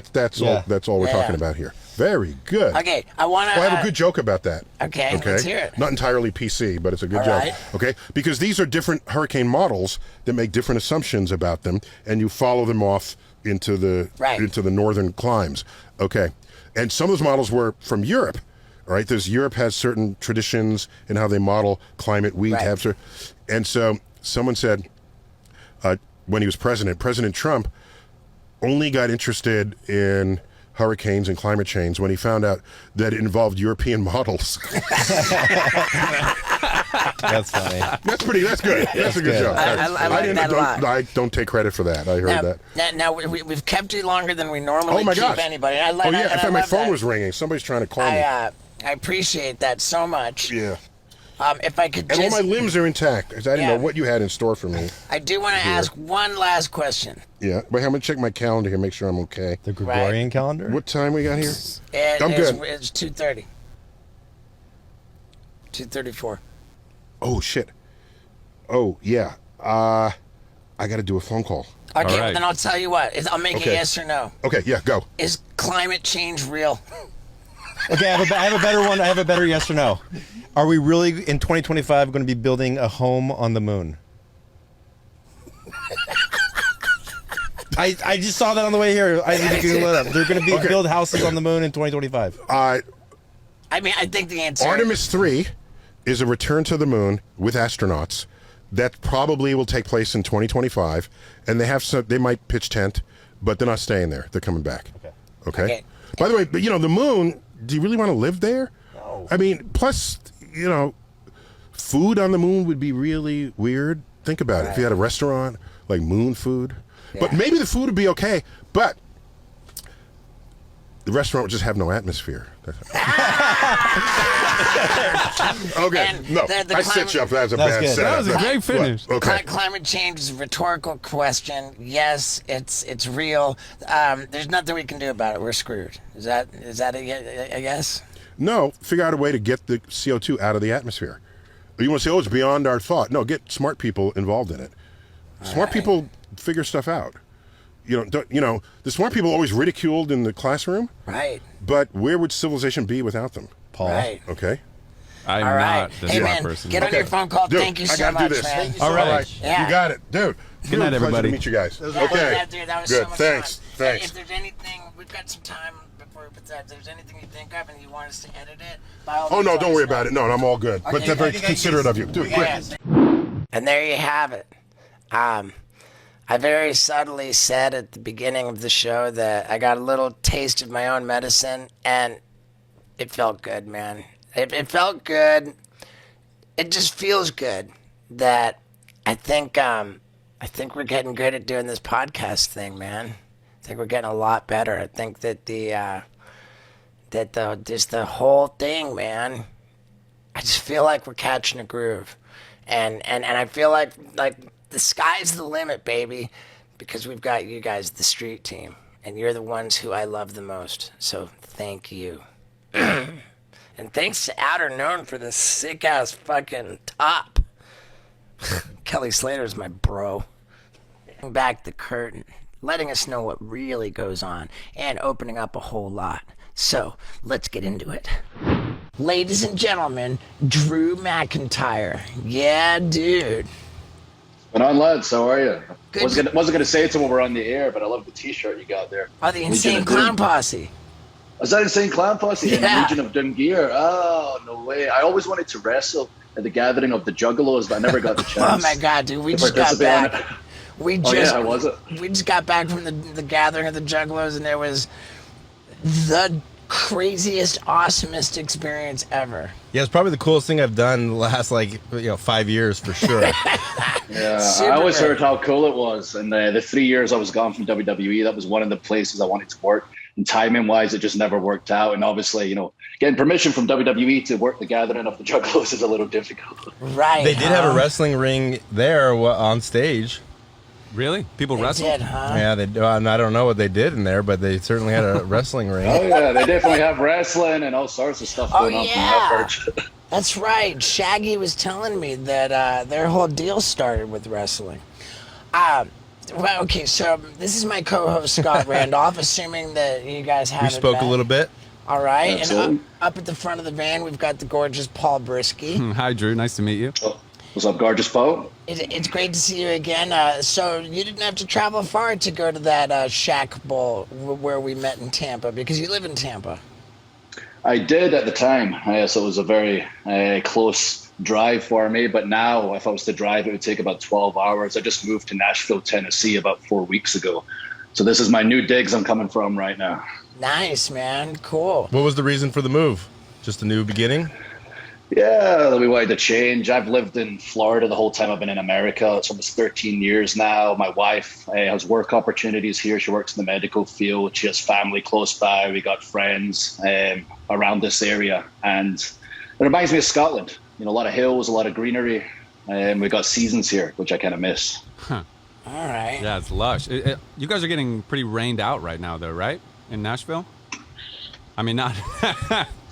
No, it's actually really sunny. I did hear about the floods, unfortunately. They're about an hour and a half from where I'm at, in Mount Juliet area. But yeah, we've been very fortunate just how sunny it is here. Good. Yeah, dude. So you're the WWE champion. And Former WWE champion, unfortunately. When I met you at the Shack Bowl, I was currently champion at the time. But I'm fighting to get that thing back right now. good, man. Good. Now, I say it sounded counterintuitive to me. It's WWE champion. Is there not like champions of each different weight division? Well, the WWE Championship is considered the main title in WWE. It's the WWE Heavyweight Championship, but we also have another title which is equal in value. The WWE Championships on our flagship show Monday Night Raw on USA, and Fridays on Fox we have WWE SmackDown, which has the Universal Championship, both equal in value. And then we have other titles like the Intercontinental Championship, the United States Championship, and the Tag Team Championship, which is obviously two people at the same time that are champion. But the WWE title, that's the big one. I've had it twice and I want it back. Yeah. How does your life change when you have that strap? Does life get any different for you? A lot more responsibility. Yeah, the responsibility level goes up. I love that. This is all I ever wanted to do. I've been wrestling for 21 years. I started when I was 15 years old. When I finally won the WWE title, timing-wise, it wasn't ideal. So I've been working my whole life to get my WWE title match. I won an event called the Royal Rumble in 2020. 40,000 people went crazy at Houston, Texas, this Royal Rumble event I won. I won my first heavyweight title match. I could select the champion I wanted to fight. I chose Brock Lesnar. He's the guy I wanted to fight. I'm crazy enough to fight Brock Lesnar. We're going to face each other at WrestleMania that year. 90,000 people, my American hometown at the time, Tampa, Florida. My wife was going to be there. My family from Scotland were going to be there. Then the pandemic hit. So, unfortunately, I won the WWE Championship in front of nobody at WrestleMania. Not how I dreamed of it as a kid. But at the time, every other sport shut down. Every other entertainment company shut down. WWE was the only original content in the world. We were bringing everyone WrestleMania at the height of the pandemic. My match was last. It was kind of feel-good story with all the ups and downs I've been through in my life and career. It was a kind of happy ending. So I was very proud to be champion during the period when we had no fans. I lost the title during that period. I won it back when we had virtual fans, and I lost it before we got the fans back live. So now we have our live fans back. I've been champion for over 300 days, and I've never been champion of my live fans, which drives me insane. Wow. So is that the only time that you wrestled with Brock Lesnar? Yes. We had a program from January when I won the Royal Rumble to WrestleMania, which is like a 3-4 month period where we're interacting with each other. And I was getting to drop him a few times, which doesn't happen very often. Not many men on this earth drop Brock Lesnar, but I was able to drop him multiple times. It really helped elevate my character, elevate my stock. And when I beat him in 5 minutes at WrestleMania. And yeah, let's be honest. You whooped his ass. I absolutely, which is so 5 minutes beat Brock Lesnar, but Brock Lesnar really cemented Drew McIntyre as a top player in WWE and really, put me on top of the mountain and allowed me to lead the charge for WWE in one of the strangest times in our history at the height of the pandemic. Yeah. Is it scarier to face Brock Lesnar given his transition into MMA and becoming a UFC guy? I'm sure it was scary to face him at any time in your life. Like, this is a guy that's just a freak of nature, an incredible athlete, NCAA champion multiple times for heavyweight wrestling. Get into WWE incredibly young, won the world title, youngest world champion in history, 23 years old, dominated WWE, decided to travel. And you know how hard WWE can be on the body and the mind was too hard for him. So he quit and then became UFC champion instead because he thought that was a little easier. Then returned to WWE with a reduced schedule. So I feel very fortunate that I was able to face and defeat somebody of that caliber. Yeah, dude, unbelievable. Now, you mentioned your ups and downs in your career, and we were talking before starting the podcast with you about how arguably the biggest down of your career seemed to be like really deliberately part of a WWE storyline, like where you're in the middle of a match and they say that's it, you're fired, right? Like it felt like that had to be part of this manufactured WWE story. But then you're on the independent circuit and it's like we were trying to make sense of that, like I mean, I guess you don't want to peel back the curtain too much with WWE, but it's obviously something that was incredibly real because here you go off into all of these other organizations. But, I mean, it's just crazy. But then, of course, you come back and you become champion. Like, what was that like?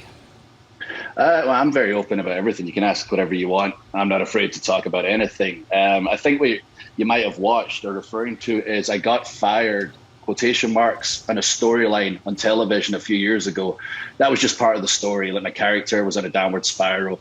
I got fired and then I got rehired and I continued on for a couple of years.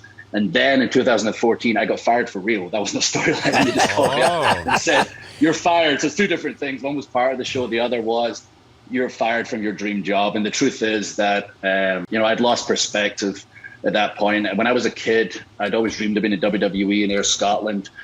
Would have done anything to get there, did do anything to get there, worked my arse off from 15 years old to 21, get my education at the same time, got my degree from university in criminology, miraculously got signed as the first ever Scotsman to WWE, would have been happy to be the water boy at that point.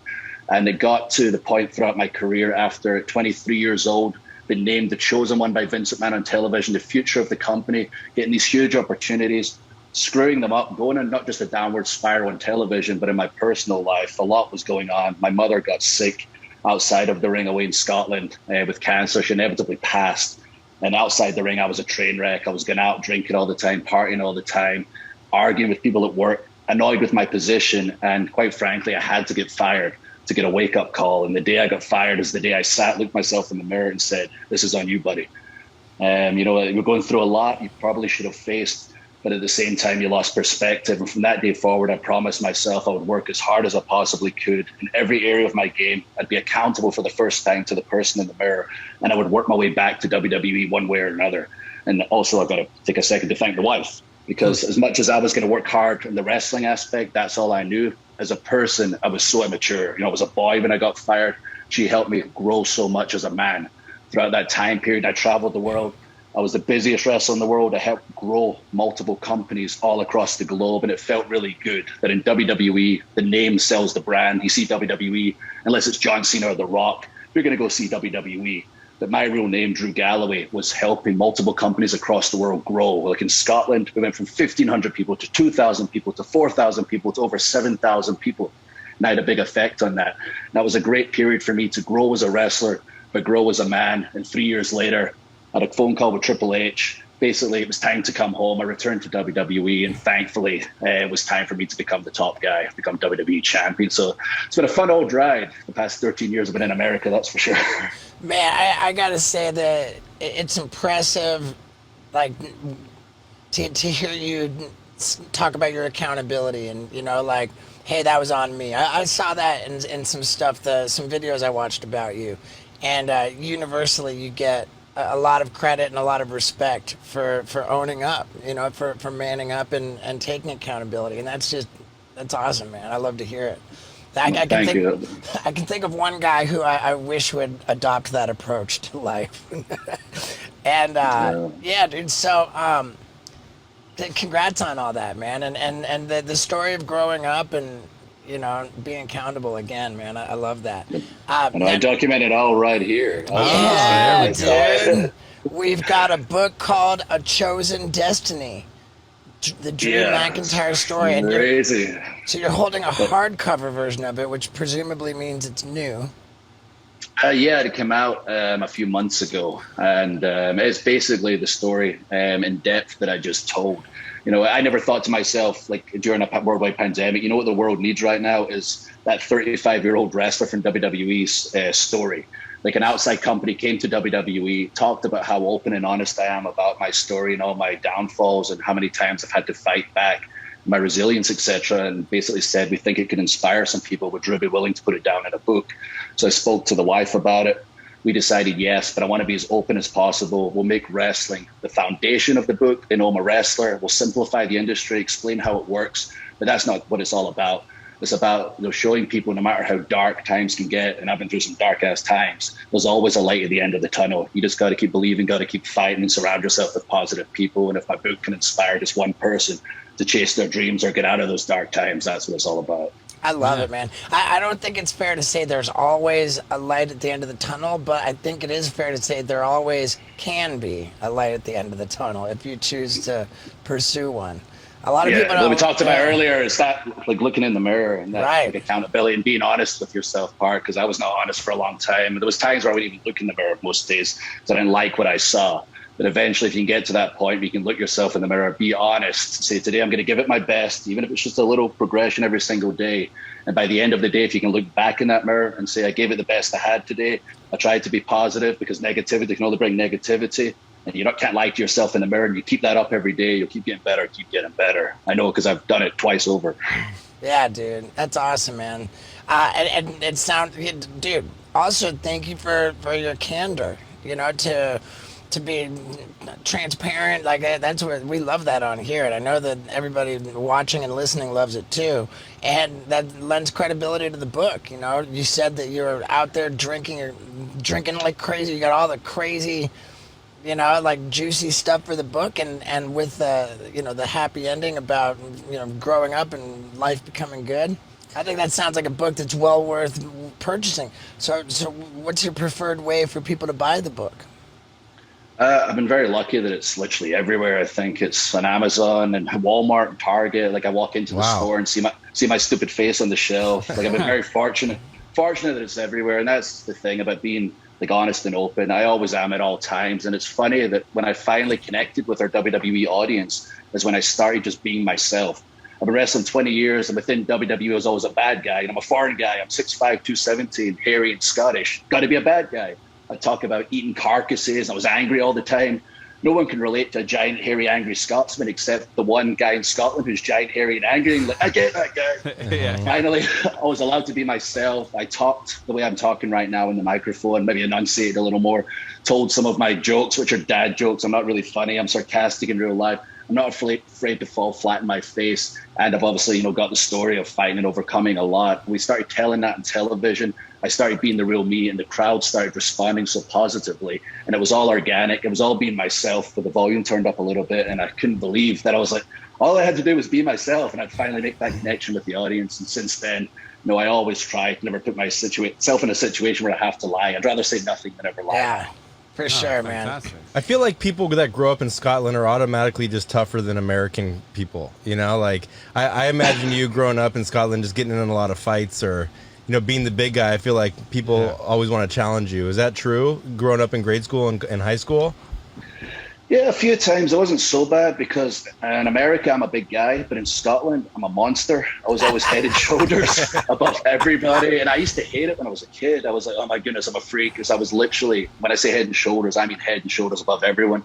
I saw it as a negative thing till I got to like 10, 11, wanted to be a wrestler, realized they were huge. I went, oh, wait, this is actually a good thing. But there were a few times where I was at the bus stop with friends when I went to like the secondary school, we call it, age 11, and people are like, oh, there's Drew the wrestler. And the expression in Scotland when someone wants to start a fight, for some reason, is, what are you looking at?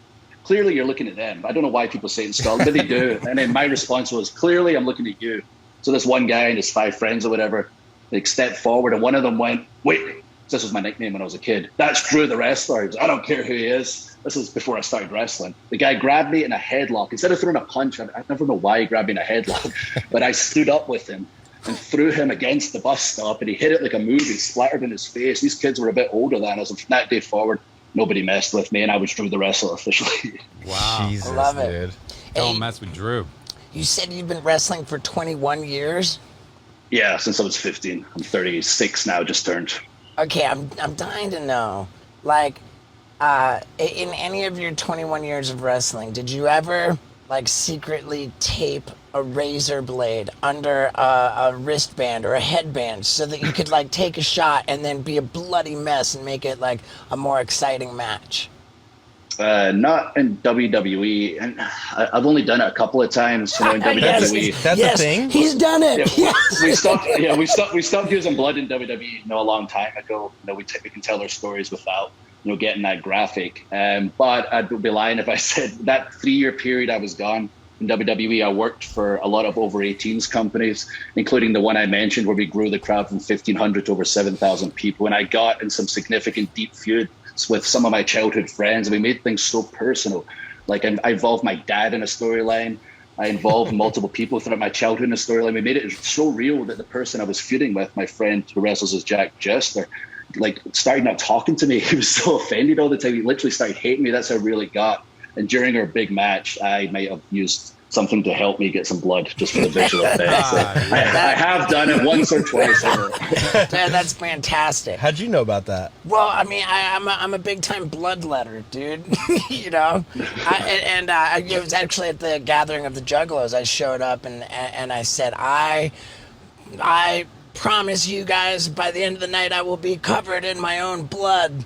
And my trick is to break a light bulb over my head, and then with a shard of broken glass, cut my tongue, because it bleeds a ton, and the tongue is the fastest healing part of your body. So it's like you can bleed all over yourself, and then like 5 minutes later, you're back to normal.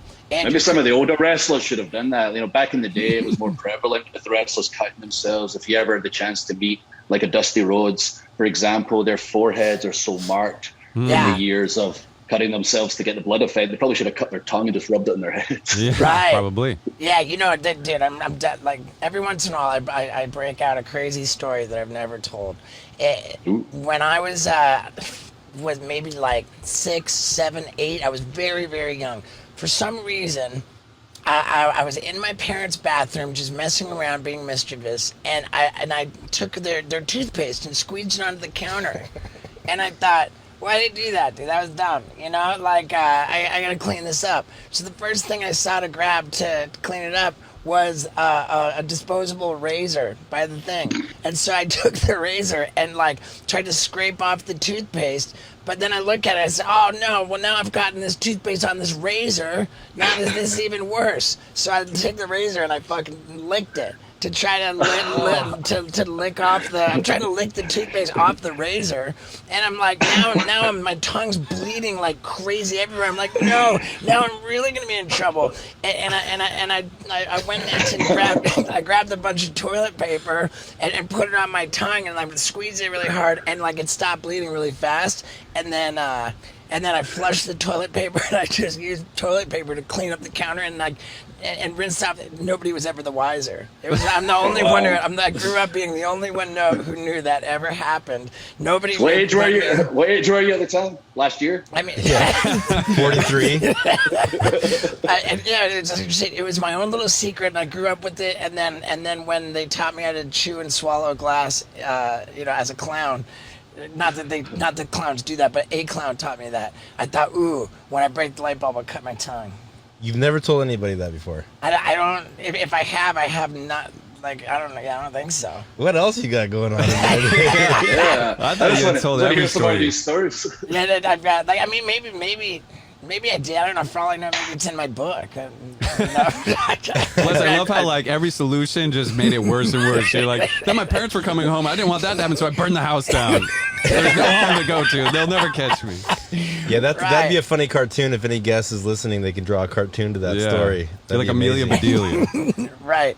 But in any case, I get in trouble for telling stories about myself when I No, have that was a one. good one. That was a good one. Well, Quick, thanks. quick question on your shirt: is that the Predator? When he was dying? Whoa, what happened there?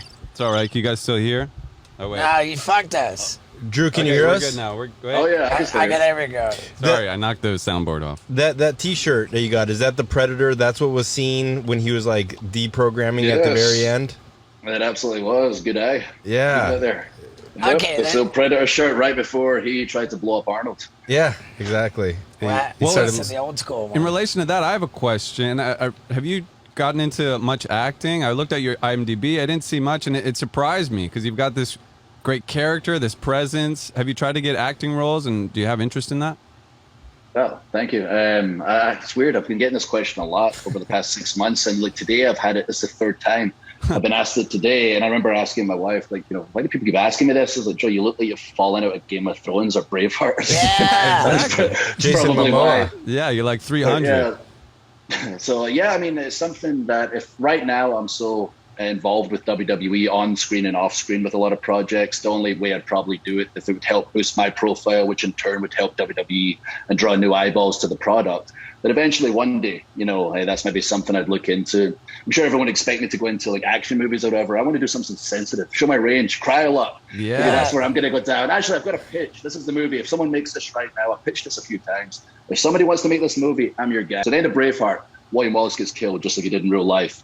Hung, drawn, and quartered by the English. His body parts are scattered across the 4 parts of the UK. His head is put in London Bridge. So Braveheart 2, zombies are still in right now. Batista just did a new zombie movie.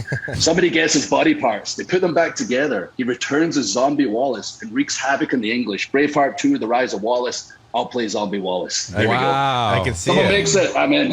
What does it require somebody to get his parts? Wouldn't it be kind of funny if like the all the parts just started making their way back together? Like Oh yeah, like Yeah, a Evil giant. Dead. yeah, like you see like the arm like part, and the arm is gradually Yeah, that's cool. the Yeah, it's head like Adam's that- family's itself over to the head. the eyes open up on the spike on London Bridge, like the head, the eyes open up, and then like you see the yeah, head there wiggle we a go. little bit, and the head just hops off. I like it. Dude. We're onto yeah. something here. I saw it kind of serious for a second, but now I'm seeing it like Evil Dead or something. I think we're onto something. We're brainstorming Yeah. this For Braveheart too. sure. We're workshopping this thing. So How often do you wear a kilt?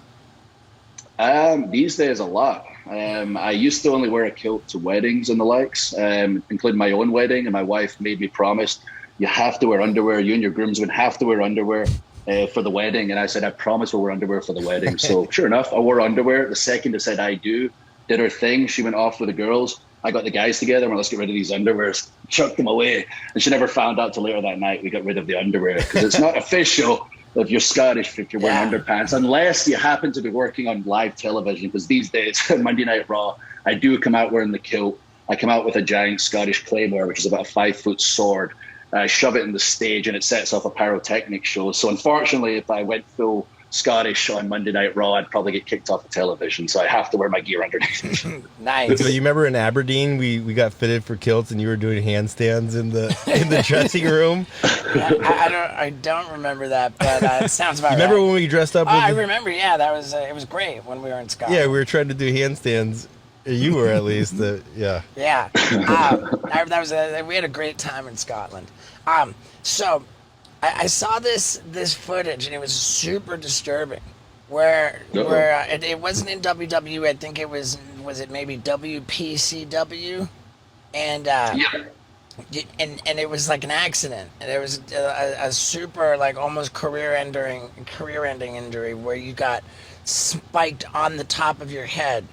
And it was described that you were feeling this sensation like leaving your arms, like you could see in the footage you were wiggling your fingers thinking like, oh no, I've just broke my neck and become paralyzed, and you couldn't and you couldn't do anything for 2 months following that. Like what was that 2 months like? I mean, the moment itself was more terrifying than the 2 months. But yeah, I took a maneuver that I shouldn't have agreed to take. It was a dangerous DDT. The DDT is a move Jake Roberts popularized, where you take your opponent, head under the shoulder, you fall back, they land on their head. This involved lifting your opponent in the air and then dropping them in their head. And the guy giving it to me was half my size. And I knew mechanically it wasn't safe. I still agreed to take it. And essentially, when I landed, it was like diving into a swimming pool with your hands behind your back and kissing your own chest. That's how hard I landed. Oh. And because I kissed my own chest, my ear was against my chest, and I heard the bones cracking. So, I landed, told him basically F off, get away from me. I lay there, like lost the sensation in my fingers for a second. They did kind of come back, and I was, as you saw in the footage, testing.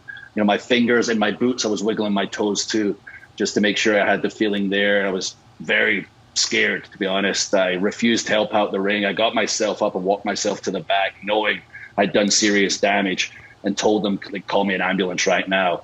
Because it was in the UK, and the NHS is not always the best with sending an ambulance, even though it's free healthcare. It took 4 hours for the ambulance to get there. And I was sitting, swinging my head around, doing neck stretches and things I should not have been doing. I got taken to the hospital finally, which I refused to get stretchered out. They said, we have to stretch you out. There's fans out back. I didn't want anybody to know. So I told the ambulance, meet me around the corner, which they shouldn't have done that, but they did for me because I refused to go out. All the fans are waiting out there. I didn't want any pictures getting stretchered out. So I walked out. I signed some autographs, took some pictures, walked around the corner, creeped onto the ambulance, and then they strapped me to the gurney where they lock your neck in place. Yeah. And then I lay on that thing for hours, like constant panic attacks. Thankfully, I had my phone, just playing on my phone, texting my wife, her telling me it's going to be okay. Got an x-ray. They told me there's something going on, but we need an MRI. It's going to take a couple of weeks. I told them I don't have that. I flew back to America the next day with this injury, head swinging around while I was sleeping. Got that MRI, and sure enough, I'd broken a non-displaced fracture, thankfully, in my T3 and T4 in my neck. And the doctor looked at the footage and said, like, you don't know how lucky you are. Like, the bones are broken, but being non-displaced, they'll heal themselves. You just have to wear a body brace from the neck down to your torso, basically. I basically stayed indoors that entire time. I didn't want anyone to see it, take any pictures of me. I did some shows, but I took off the neck brace before it. I only talked on the show. I walked back from the ring, got backstage, put the neck brace on, left with the show in the car with my wife, kept it a secret, and it wasn't until a few years later when I finally started talking about it publicly and the book extensively, but it was terrifying, and I was in hiding for that 2 months, so nobody knew. Man, so that sounds like it's absolutely your worst wrestling injury that you ever had. Yeah, the most scary by far. The worst one that took me out for the longest was my bicep. I see the scar, but I tore it like off the bone. The surgeon did a great job, and it popped off one time during a match. And it took about 4 months to recover. The neck took 2 months for the bone to heal, but it could have been disastrous. It sounds worse when you tell somebody a broken neck. Yeah. I mean, it was better. It was okay. Like, they're like, what do you mean it's a broken neck? I was like, okay. I got very lucky. It just doesn't sound great. Right, and the bicep took 4 months. Did you break both your biceps? Because they look really swollen right now. This one's really broken. You didn't just break your neck. You fractured 2 separate vertebrae in your neck. Your cervical spine. Yeah, it was scary to look at the MRI, the doctor to explain what's going on, as well as to show me, that's a herniation, that's what's going on there. Those are not currently affecting you, but one day they will. And, that's wonderful. And at the time, I was about 32 years old. And it's not what you want to hear. And since then, I've made a lot of changes in my life, aside, the obvious changes and cutting out the partying, etc. I've started eating healthier, hydrating. I've got my giant gallon of water here. Nice. I stretch all the time. Dude, I'm all about staying healthy these days. I need to hydrate, man. I forgot. Can you grab me a Liquid Death, dude? You want me to grab you a Liquid Death? Man? I just don't want to get up and move Wendy. So, Drew, Liquid Death is a... Speaking of hydrate. This is epic water we drink. So how apprehensive were you after those 2 months getting back in the ring, doing certain moves again? Was there like a kind of still a shaky period for a while, or were you right back on the horse full blast? Yeah, I was a little worried, but I knew I had to go in 100%. In wrestling, if you hold back the slightest, you can hurt yourself or hurt your opponent. Mm-hmm. There was a lot of trust we placed in each other not to hurt each other. So I knew I had to be ready mentally. But the thing is, because it was such a real thing, and I finally kind of revealed to the crowd what was going on, I decided, because it was real, I wanted to involve it in a storyline. So that show I talked about in Scotland, where over 7,000 people, where we're going to have at the biggest show in independent wrestling ever, the biggest show in UK wrestling outside WWE in 30 years. And I wanted to be on it. So I did the speech. I explained what happened. I explained the injury. This crowd are over 18s. They're very intelligent to how wrestling works and how that particular company, Insane Championship Wrestling, works in Glasgow. So they didn't buy it at the start. But I started talking about my life, my career, my family, the sacrifices I've made to move to America for so many years. My dad was in the crowd crying.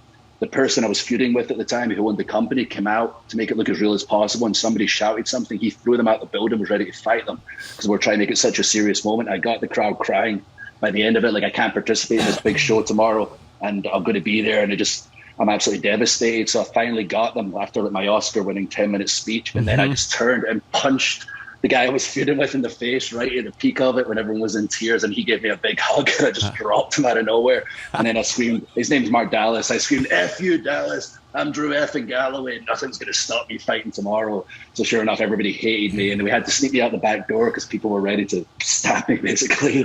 They were so irate. But that's the fun thing about our industry. When you can get people and really get them, especially those that think they know the industry, it's such a cool feeling. But that was, like, if anyone looks it up online, that was my Oscar performance right there. That's great, man. I mean, with the neck stuff and just the degenerative, like, the quality of wrestling. Have you thought about trying stem cell therapy? Yeah, I mean, a lot of the guys have done it. They swear by it, and it's something I've spoke to the missus about. And I reckon in the future I'll definitely go down that route. She works in the medical field. There is evidence, but not enough evidence, in her opinion. But a lot of the guys swear by it, so I'm just going to keep doing my research. Good. Yeah, I got an offer to go do stem cell therapy in Colombia, where the procedures that they do are just not approved in America. Like, are arguably because to approve those procedures in America would put a ding in the pharmaceutical industry and whatever. But it's just interesting because I have degenerative disc disease in my neck, and it sort of preemptively wanted to get down there before it becomes painful and debilitating. So you feel like it made a difference? I mean, it's only been a couple months, and nothing's supposed to be any different for like 3 to 6 months, and the real change is supposed to come in about a year. And with that said, also, I hadn't reached a point where it was painful or debilitating yet. So, it's going to be tough to say, oh, the pain went away or anything like that, Yeah. So it's as long as the pain never comes, like, it's worth it. I would love that. Yeah, I would love that. So I had a pretty legendary match in the WWE on Monday Night Raw with my jackass partner Chris Pontius, and we both took on Umaga, and it was pretty legendary. I actually got beaten into a blackout because I did not know that the match isn't over until you stop moving, and I just typically react when something happens to me. Like, if I take a blow, I have a reaction, and so I had a reaction. I'm rolling around like, oh, and this was taken as a sign of disrespect to Umaga. Like, don't roll around. Don't be don't be reacting like you want to keep moving around. I'm gonna keep hitting you. And that's and you were laughing too. And I was laughing too because it's just part of my natural reaction. So I mean, it turned out that he just kept beating me until I fully blacked out. I swear I do not ever remember leaving the ring, and it got dark enough that they cut to commercial. So they never showed me leave the ring. It's just a mystery to me whatever happened. The next thing I remember, I was in the sound booth or whatever, the control room, and I was just, I don't know what happened, but I think that, and the reason I tell this story, and I've definitely told that one before, is because there's been a bunch of celebrities on the promotional circuit, and they arrange to go promote their movie or whatever it is by going into the ring and having, to some extent, participation in some kind of a match or something. And I think that typically the WWE wrestlers will go a little easy on the celebrities when they're in the ring. But that certainly was not the case for me and my buddy, which is understandable. I'm just kind of curious, if you've dealt with any like big celebrities in the ring.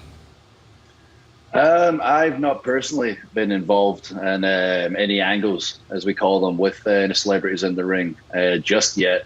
I do remember that incident. I got the feeling it was the laughing thing, even if it was like Yeah. like you didn't mean to like I know if I was in that position and like the character he was playing was like such a big, angry, tough bad guy from Samoa, and like if he saw that, like I know what he was thinking when he did it. And sorry, you had to go through that. If anything, it probably enhanced his character massively, and at the same time, probably enhanced yourself as well to take such an outfit. It's one of the best things that ever happened to me. One time, I remember one time backstage, like Shawn Michaels and Triple H were working with Seth Green for an angle they were going to do in the television show one time. They had a group called the Generation X, and Seth was going to be involved with it. And they called me into the ring. Like I was still kind of new at the time, like 23, I believe. And they're like, okay, Seth needs to work on like a punch or whatever, like how he's going to throw this punch. So I got in the ring, and he's a little bit shorter, Seth. So to say, throw it up and aim for basically here. And I told him, just hit me.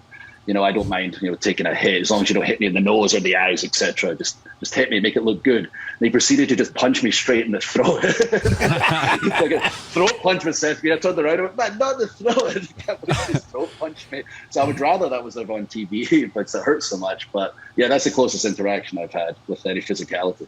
Funny. That was probably just as high as he could reach, was the throat. Yeah, I'm trying to be nice. Lovely guy, very talented, but yeah, it's a little shorter. Well, and you're a giant. I even like you standing next to Brock Lesnar. I was shocked. You're almost like you're half a head taller than Brock Lesnar. Yeah, I'm a little taller I was than shocked. Brock. And that's interesting. Like when I was gone from WWE and I was working on myself and thinking of the areas I need to improve, like my body was one of them. And I actually used Brock as like an image in my head. It was what's the biggest match in WWE? Brock, he's the biggest drawing card in the world in WWE right now. I have to look believable in front of him. Like, there's nothing worse when somebody stands in front of somebody in WWE and it's laughable. That guy couldn't fight that guy, even within the confines of professional wrestling. So I built my body up with the mindset of I want to go face to face with Brock one day, and people go, "Oh, I believe he can fight him." And I continued to build my body up with the eating correctly and training, etc. Until the moment I finally did that, and I saw the picture and I saw the footage back, and I was like, "Wow, it's crazy if you just." Imagine something hard enough, work hard enough, and he was literally the image I had in my head as I was building my body up. And then it happened in real life, and I literally was looking down at him. He's got me by about 20 pounds, 25 pounds. But just the height makes such a difference as well as, we're not that far off mass-wise. So that was a special moment for myself. Yeah, man. Wow, so he's got to cut a lot of weight to make that UFC 265. Yeah, he does, for sure. Or did, for sure. He's such a big guy. It's hard to imagine that Brock Lesnar hasn't gotten that big with the help of a little bit of steroids or something. I don't know. I mean, not in WWE, I can say that much. Like, thankfully... So they're pretty strict? Oh, unbelievably. And it's great. Since I signed with WWE, the wellness policy, we call it, got incredibly strict. We test for every performance-enhancing drug imaginable. When it comes to our health is paramount. We get tested for our heart, cardiovascular once a year. If you get a head injury, you have to pass an impact test like the NFL or any other sport before you're allowed back in the ring. Even our former superstars, we have drug rehab programs. If they get involved with drugs and want help, WWE will pay for it. Health is number one these days, thank goodness, in WWE. Yeah, fantastic. Well, I'd take that back entirely. So, but Brock Lesnar is naturally that huge. 100%. Like, we get tested all the time. I actually just get tested this past Monday, and it's always random, multiple times a year. Dude, that's great, man.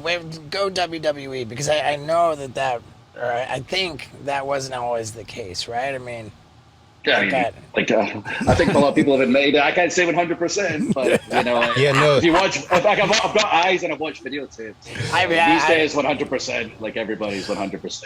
I love to hear that, man. I really love to hear that they're taking care of their people. How about it's every area as well. Even like mental health is something, thank goodness, is getting focused on so much these days. We have like an outside party. It's not directly involved with WWE, but you can get help through WWE and speak to outside party if you're having any mental health problems. And it's thank goodness we're getting top of that these days. That's something that's important to myself. We actually just lost somebody in wrestling today. And it really sucks. And I've lost a friend within wrestling a couple of years ago. Somebody I came up with was the happiest person in the world, was doing great in wrestling. It wasn't his full-time job. He worked also at the same time. Was so happy. He called me to tell me that one of my other friends was struggling. And then he just took his life, just so unexpected, and shocked everybody. We never saw it coming. And I'm always, adamant to tell people it's okay to not be okay, especially if you're a guy. It's not been a big and macho anymore. It's like tougher to tell somebody, hey, I'm struggling right now, and reach out and get help. Yeah, dude. Is the problem in wrestling like is it a lot of prescription pills, or is it drinking, or is it both, or does one precede the other? I mean, I have to imagine that a lot of guys are in a lot of pain, and they just kind of. Yeah, I mean, I think in the past, and that seemed to be the case. Like I say, these days, and since the wellness policy came to effect, it's been eradicated. But if anybody has those issues or have developed those issues since they left WWE, just reach out to WWE, and they'll look after you and they'll get you the help you need. That's amazing. I never knew that about the WWE. I'm glad to know that. That's good. The so when you're on the road doing Monday Night Raw, I mean, I guess like in normal times, every Monday you're in a different city, right? Like that's just kind of how it works. And as I understood it, it was like the wrestlers were responsible for getting themselves from city to city, and they had to pay for. You have to pay for your own travel, your own hotels, and the whole. Is it still that way? When it comes to the cars and hotels, yes. And we handle our own cars, hotels. WWE pays for the flights. Then you handle your own food, which I prefer. I do like ready-made meals, meal prep that I bring on the road with me, so I can stick to my diet at home and on the road. I love being on the road. I missed it so much for the 2 years that I was at home. It was awesome in the sense that I got to spend a lot of time with my wife, and I know a lot of couples were having troubles and divorcing during that time. We spent so much time together. We actually grew closer, which is nice. We're going to make it seems. My two cats were happy that I was home. But I'm a road warrior. I miss being on the road. I'm excited to be back in front of the live fans and making the towns. And those drives are so much fun for me. And just chatting with the guys, catching up with the guys, and having that guy time that I didn't have for the past year and a half, 2 years. Dude, that's epic. Okay, let's talk about this criminology business, man. Like, I just about watch nothing except for true crime, like programming. That's all I'm interested in. It's all I'm interested in. I watch it a lot as well. My wife is always watching, like, what's that one where the females always kill their husbands? I'm always walking in, she's watching that. Like, why are you always watching this shit? And why are you taking notes? Yeah. So like on have you seen on YouTube there's a channel called JCS Criminal Psychology. If you're not aware of it, dude, say goodbye to the next 30 hours of your life. Steve showed it to me. I've watched it all. Dude, you watch one video on this channel and then you will systematically watch every video on that channel, and then you'll be so upset that there's not more. You'll start moving on to videos that are called JCS Inspired. Oh really? Oh wow! All right, that's not viewing for the next few days. Yeah, but the JCS Inspired ones are never anywhere near as good as the real McCoy JCS Criminal Psychology. It's fantastic. Yeah, I love those shows too. But I remember like when the first day of criminology, when I was 18 years old, starting university, we're sitting in class, and the professor at the time was asking, what kind of shows do you all watch? And they're going around the classroom, and basically everybody, at the time CSI was the big thing. Like CSI, Miami, Vegas, Timbuktu, whatever the latest one was. And then it finally got to me. It was like my favorite show, it was Murder, She Wrote. What do you mean Murder, She Wrote? Murder, She Wrote. Yeah. I was like, she's the greatest serial killer of all time. This woman moves from town to town. Magically, somebody dies, and she's there to help solve the case. Then she moves to the next town, and she kills again. Jessica Fletcher, greatest serial killer of all time. Yeah, dude, that's fantastic. Angela Lansbury, it really is. Dude, now that would be a fun new series where a remake of Murder, She Wrote, where she's the killer and she pins it on someone. Yeah, man, I was deadly serious when I said it. I was like, come on, town to town, there's always a killing. Right. 2 and 2. It's fantastic, dude. It's wow. That'd be great. Yeah. Can I ask you about? I read on Wikipedia that you had COVID. Is that okay to talk about? Did you have a bad bout of it, or was it? Not so. No, I got very fortunate when it came to the symptoms. I lost my sense of smell, taste, and was just a little fatigued for a couple of days. But I mean, I didn't smell my cat's bathroom, and I ate healthy the whole time because pizza tastes like dried chicken. But I'm very fortunate. Again, when it comes to WWE, like our COVID protocol, we're always following the high standard of testing. And I got tested on the Thursday. I wasn't feeling so hot, so they said, we're going to test you again on the Sunday before you come to TV. We tested me again on the Sunday. It came up positive.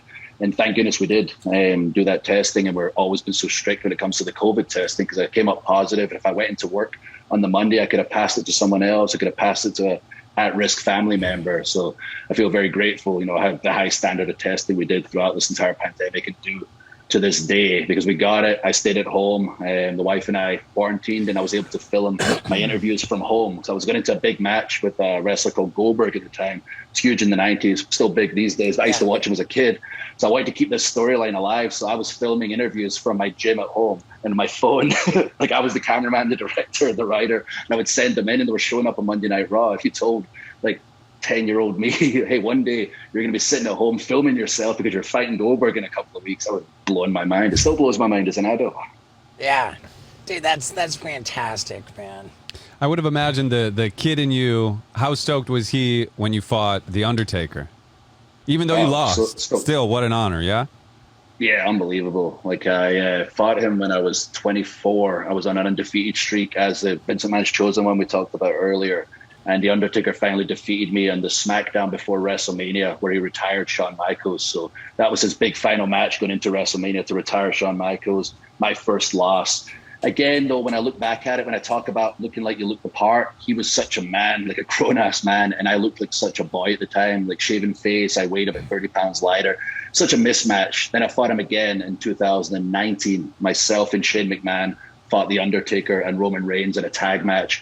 And I deliberately asked for a moment where we went face-to-face, and Taker was cool with it, thankfully. And when we went face-to-face, now I looked the part, and we got to trade blows, and it was a really fun match to get back in there with him. And I traveled the world with him as a kid. He was technically my mentor.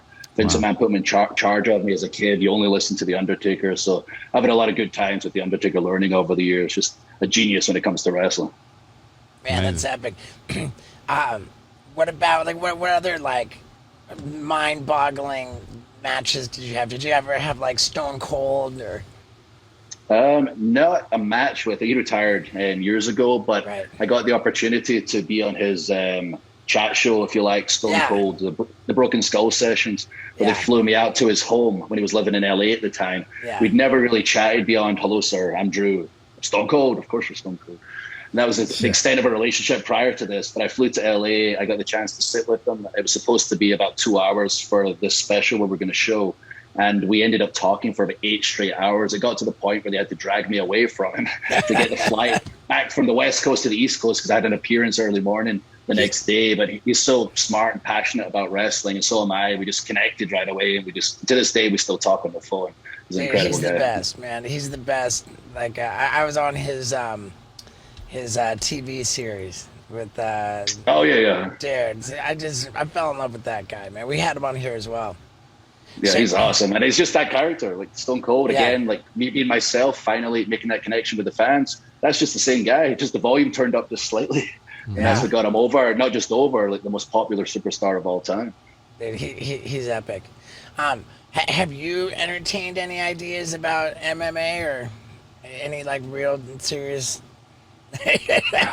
Never, not once. Never even crossed my mind. Do you watch it? I enjoy I do watch it occasionally, especially the big matches, and I enjoy the training. I enjoy rolling around, jiu-jitsu. I love boxing training. I hate keeping my hands up. I always get popped in the face. My hands are always dropping, but I enjoy the training. I enjoy watching, but it's not something I ever had a passion for. Briefly, I wanted to box when I was about 10 when I watched Rocky for the first time. My mom was like, no way, you're too pretty, you're not boxing, go and play soccer, football.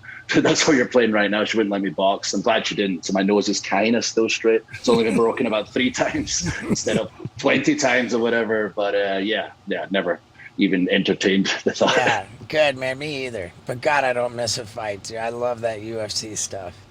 It's fun, real fun to watch. A lot of our guys, have trained extensively in it, and we've had a lot of people that wrestled at the Olympic level, and I watch some of them backstage rolling around together, and it's just incredible to watch the technique. Now, you want to get in? Absolutely not. I've wrestled professionally since I was 15. I'm good with that. I'm just strictly professional wrestler. Yeah, I mean, it's scary, dude. But then again, I think that the toll wrestling takes on one's body is pretty comparable to that of UFC, and maybe even more so. Yeah, it's a schedule. Like we're 52 weeks a year, no reruns, no off seasons. You're making 3 towns every weekend, non-televised, and then a televised show. And just the constant car rides, flights, they're the worst in my opinion. And then the matches, the constant bumps. Each fall is comparable to a small car wreck. And you just constantly doing it, repeat every single week. You're just building up injuries over time. I assume like boxing with the big gloves, and just instead of UFC getting knocked out quick, you're just slowly doing that damage. And that's why it's important. Like I talked about, staying healthy, keeping stretching, drinking my big gallon of water here, and taking my supplements to stay as healthy as possible. You drink a gallon of water a day? Yeah, I should drink more. Like being like 270, I probably should drink more. But I try and drink at least a gallon. Man, that's crazy. All right, I wonder, like, do we... I've got one last question, actually, if I could. Yeah. I read something about, like, when you were a kid, you read some conspiracy book, and so you got really into it. I'm surprised you never brought this up before. Well, and then it said you reached out to the FBI for some information through the Freedom of Information Act, and a few sources said, and the FBI actually sent you some papers or an envelope or something, but nobody said what was in it, or like what they told you. What do you know, Drew? Hey, what was it about? What was the case? Oh, they sent everything. No, like there was a sample letter in a magazine called the X Factor magazine I used to get when I was a kid, like literally 10, 11 years old. It was conspiracy theories, ghosts, UFOs, strange bugs. Read about the Ebola virus when I was like 10. I was a weird kid. Also loved wrestling, went to wrestle. Really weird kid. And I filled in this sample letter, under the Freedom of Information Act. You just followed it word for word and add in the documents you wanted. I believe I requested Roswell, Project Blue Book, a few UFO-related things, sent it away.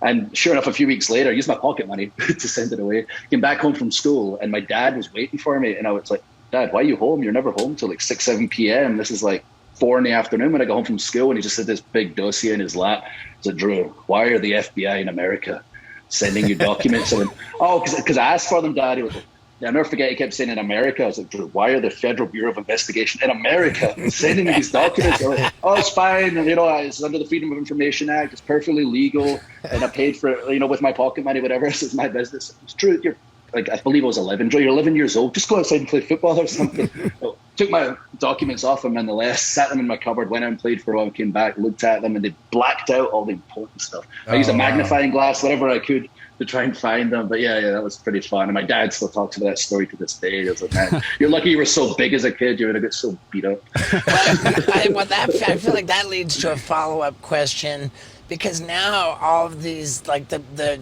United States government, the Pentagon, like, are actually coming out and saying UFOs are real.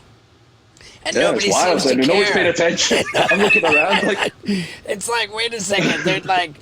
I mean, if you told like 10 or 11-year-old Drew that like the United States government is going to come out and acknowledge UFOs are completely real, and nobody's going to give a shit. Yeah, it would have blown my mind. I mean, that's the thing I realized when I was like, again, 11 years old, whatever. It was like all these conspiracy theories, they're not all true, but with the smoke, there's fire. Realistically, if I find anything out, they're probably going to make me disappear, so I should focus on this wrestling thing.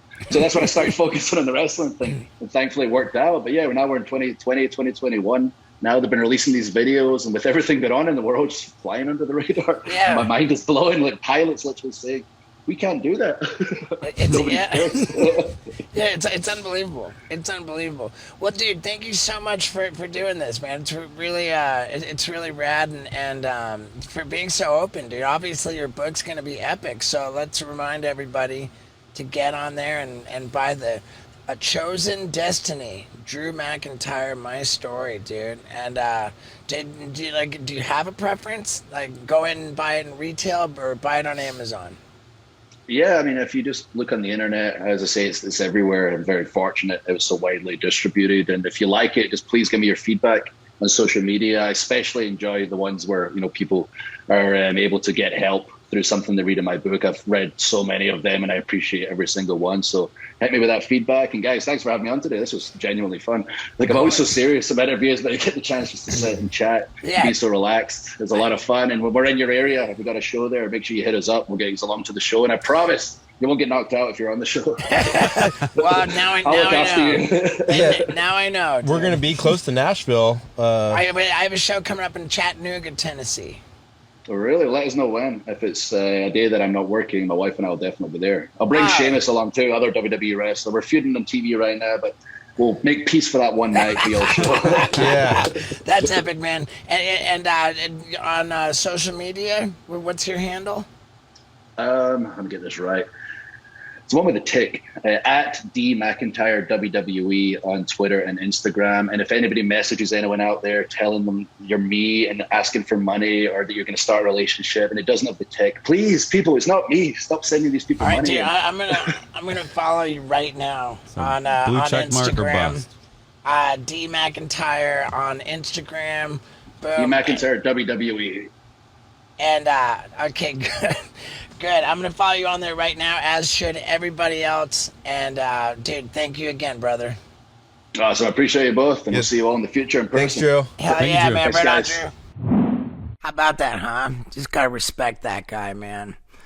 And what can I say, dude? Big things happening, man. I have been on a theater tour over here, folks. I mean, if you don't know about my bucket list tour, find out, okay? Because it is popping down. And as always, thank you guys for sticking around to the very end. I genuinely appreciate you, and I love you. Yeah, dude.